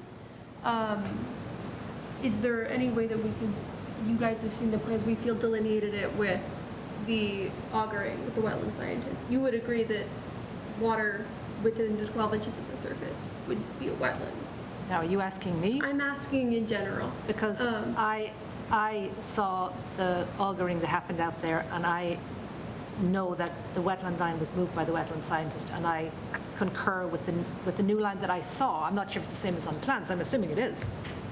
I think Arson was, I think what she's referring to is Arson seemed to be questioning, is that right? So I guess my concern, I'm sorry, I don't mean to interrupt. Yeah, my concern is that this area, whether developed or was not noted because it was grass or whatever the condition is, I guess, how does the town go by dealing with the utilities and things that are under there? If there's electrical lines there, and like I said, drainage, electrical, so every time work is done there, it would be considered, I guess, wetland disturbance? Is the area in violation? What is, it's just very odd position to be.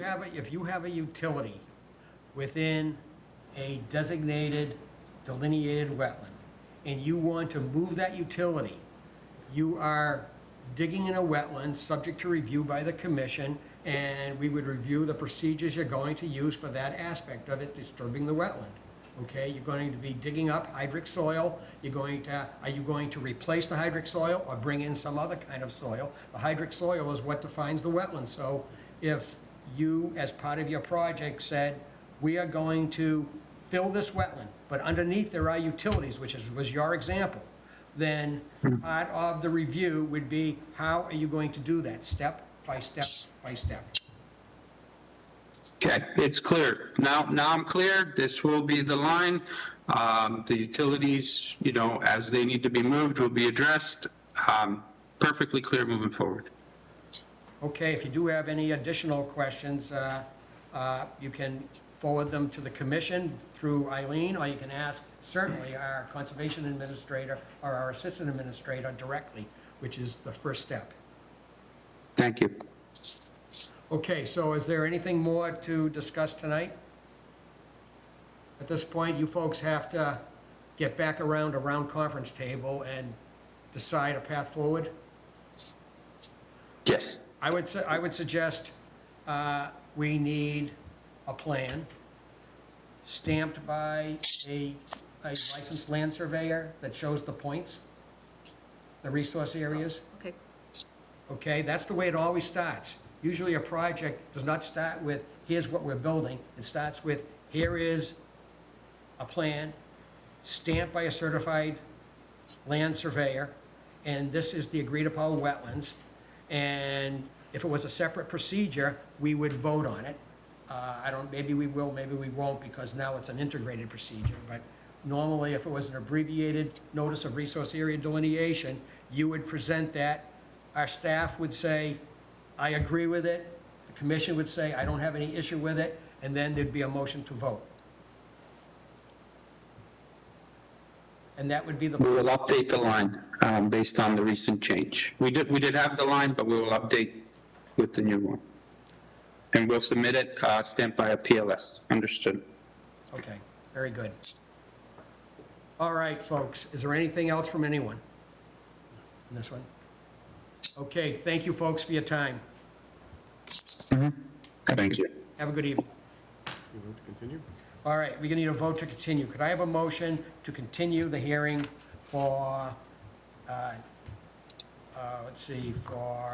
114 Wynn Street, Burlington Public Schools, to redevelop the playing field? It's DEP file number 122-713. We have two meetings, we have a number of meetings. The next meeting is May 22nd. The following one is June 12th. Do you have a preference of when you'd like to continue it to?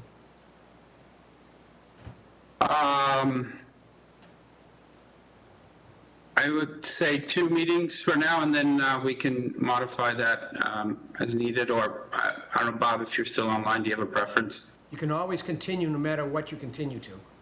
Okay, so let's continue to the next meeting, and then we will communicate with Eileen. That's fine. Just give her notice ahead of time, and she will vote a continuance if you need another 2 weeks or another 2 weeks. Thank you. All right. Could I have a motion to continue the noted hearing to May 22nd, 2025 of the Burlington Conservation Commission? So moved. Second? Second. All in favor? 600. All right, folks, have a good evening. You too. Thank you. Thank you. All right, so now,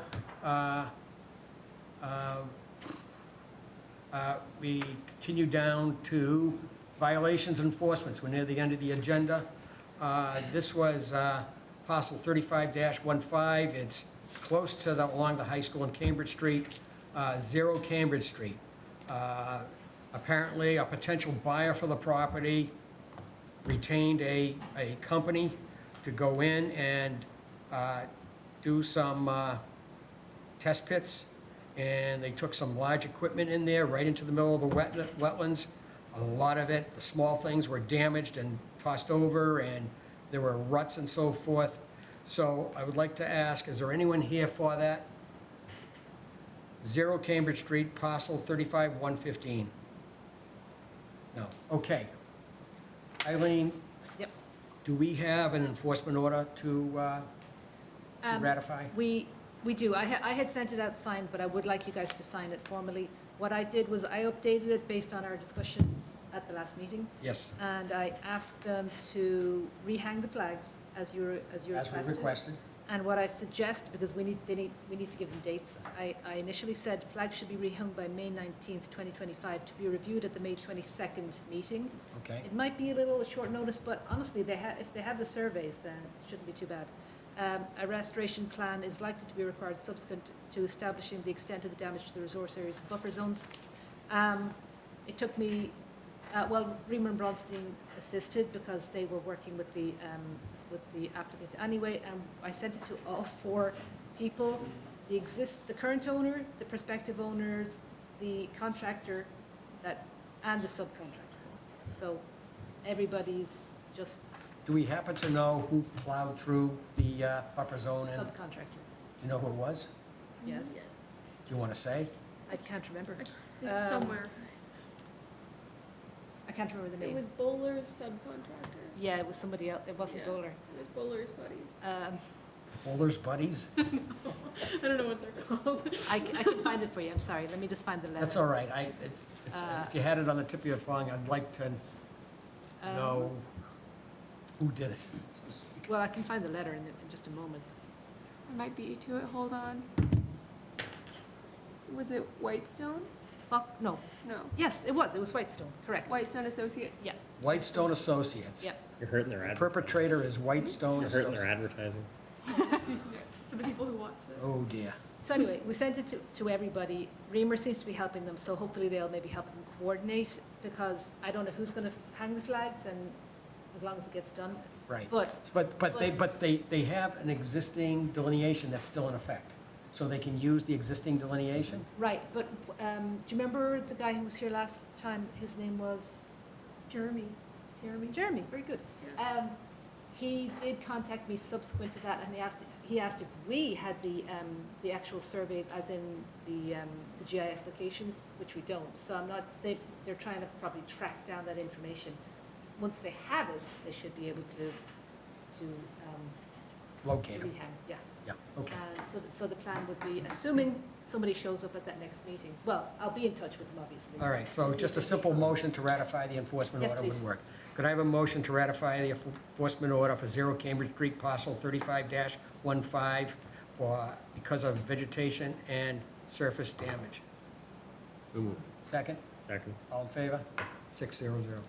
Are we requesting any repairs, or? A plan. We are, but Larry made it clear that the first step must be to rehang, well, it's not all Larry, but I mean, we agreed, that, so that we can sort of assess exactly what the What damage. needs to be done? And Okay. and then they come That up could with a be the plan. next phase. Then they'd come up with a plan, right? Okay.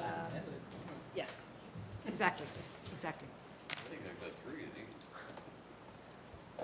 Okay, so next on the agenda is planning board comments. Well, You have to, all of the can I just say that all of the larger projects are opening with everybody, sort of at the moment. So Overlook Park, I think, is opening at their next one. And then The school's Fox open. Hill's opening on their next one. And then the police station, Yes. we're all opening Next meeting. sometime, probably the next one. So we're all kind of working in tandem. So we don't have comments right now, but between us, we'll be sharing comments as we go forward. Okay. We probably will give them comments on Overlook, just based on the Right. fact that we're, Close to. yeah, close. exactly. All right, subcommittee and staff reports, anything? Nope. Other business? Yeah. Question, Yes, more than anything else. yeah. Harry Cummings Park, from Holly Glen, all the way down to where the new sidewalk were put in on Blanchard. Yep. They want to put a trail through the woods, roughly about 20 feet in from Muller on that side. Just a regular trail, no asphalt, no. No construction. boardwalk? Is it going to be a boardwalk, or it doesn't need to be? No, it's kind of a little bit wet when you get down to the corner, because the water goes under the road right there. And I said, well, let me ask the question, as I don't know if we have to get involved or not, because that might be a little wet, but again, it's just pushing leaves aside and brush and putting down probably gravel. Usually, Eileen, don't we, if they're crossing an intermittent stream or something like that, channel? It will depend on what's there, what the Depends on what's resources are. there. Around, what's over there. Well, I mean, like, if they were actually going to be crossing, as you said, a wet area with a bog bridge, they might have to, they might have Can we to maybe do this. walk that, you and I? Yeah, sure, we could, Right. yeah. And we can also just chat to the trustees, too. I mean, is it Jeremy? No, who's the current guy? Mike's the new guy, Jerry, he moved up. Right, so Yeah. you can chat with Mike. He'll be with us. Okay. All right, anything else, upcoming meetings, anything? do we vote on them maybe brain fart 10 and 11? Or is that, you don't have to do anything because they... What are you talking about? Before you arrived, they did. Ah, okay, sorry. Yeah, we continue. Sorry about that. And number 11 is not until the next meeting. Okay, sorry. All right, so next meeting is May 22nd and June 12th, and after that, June 26th. Next meeting, we should know about stormwater. It's town meeting next week, yeah. So this is just Okay, town meeting starts May 12th. Monday? next week. Right, yeah. And All right. we've got the stormwater bylaw, potentially a new vehicle. Sadie. Is Sadie going to be, real? Am I still not real? And not directly related to you, but indirectly, the floodplain bylaw. We're just helping. Would you say that the stormwater bylaw will not occur until, not the first meeting? First Definitely night? not. It's number 30 or 34. Floodplain is 30. It's So it'll be Wednesday late or following Monday, right? But we should move by the next of our meetings, should we not? Well, hopefully by our next meeting, town meeting might be over. That's what I'm saying. Oh, sorry, So that's we what you should- meant. We'll have our knowledge. All right, could I have a motion to adjourn the meeting, please?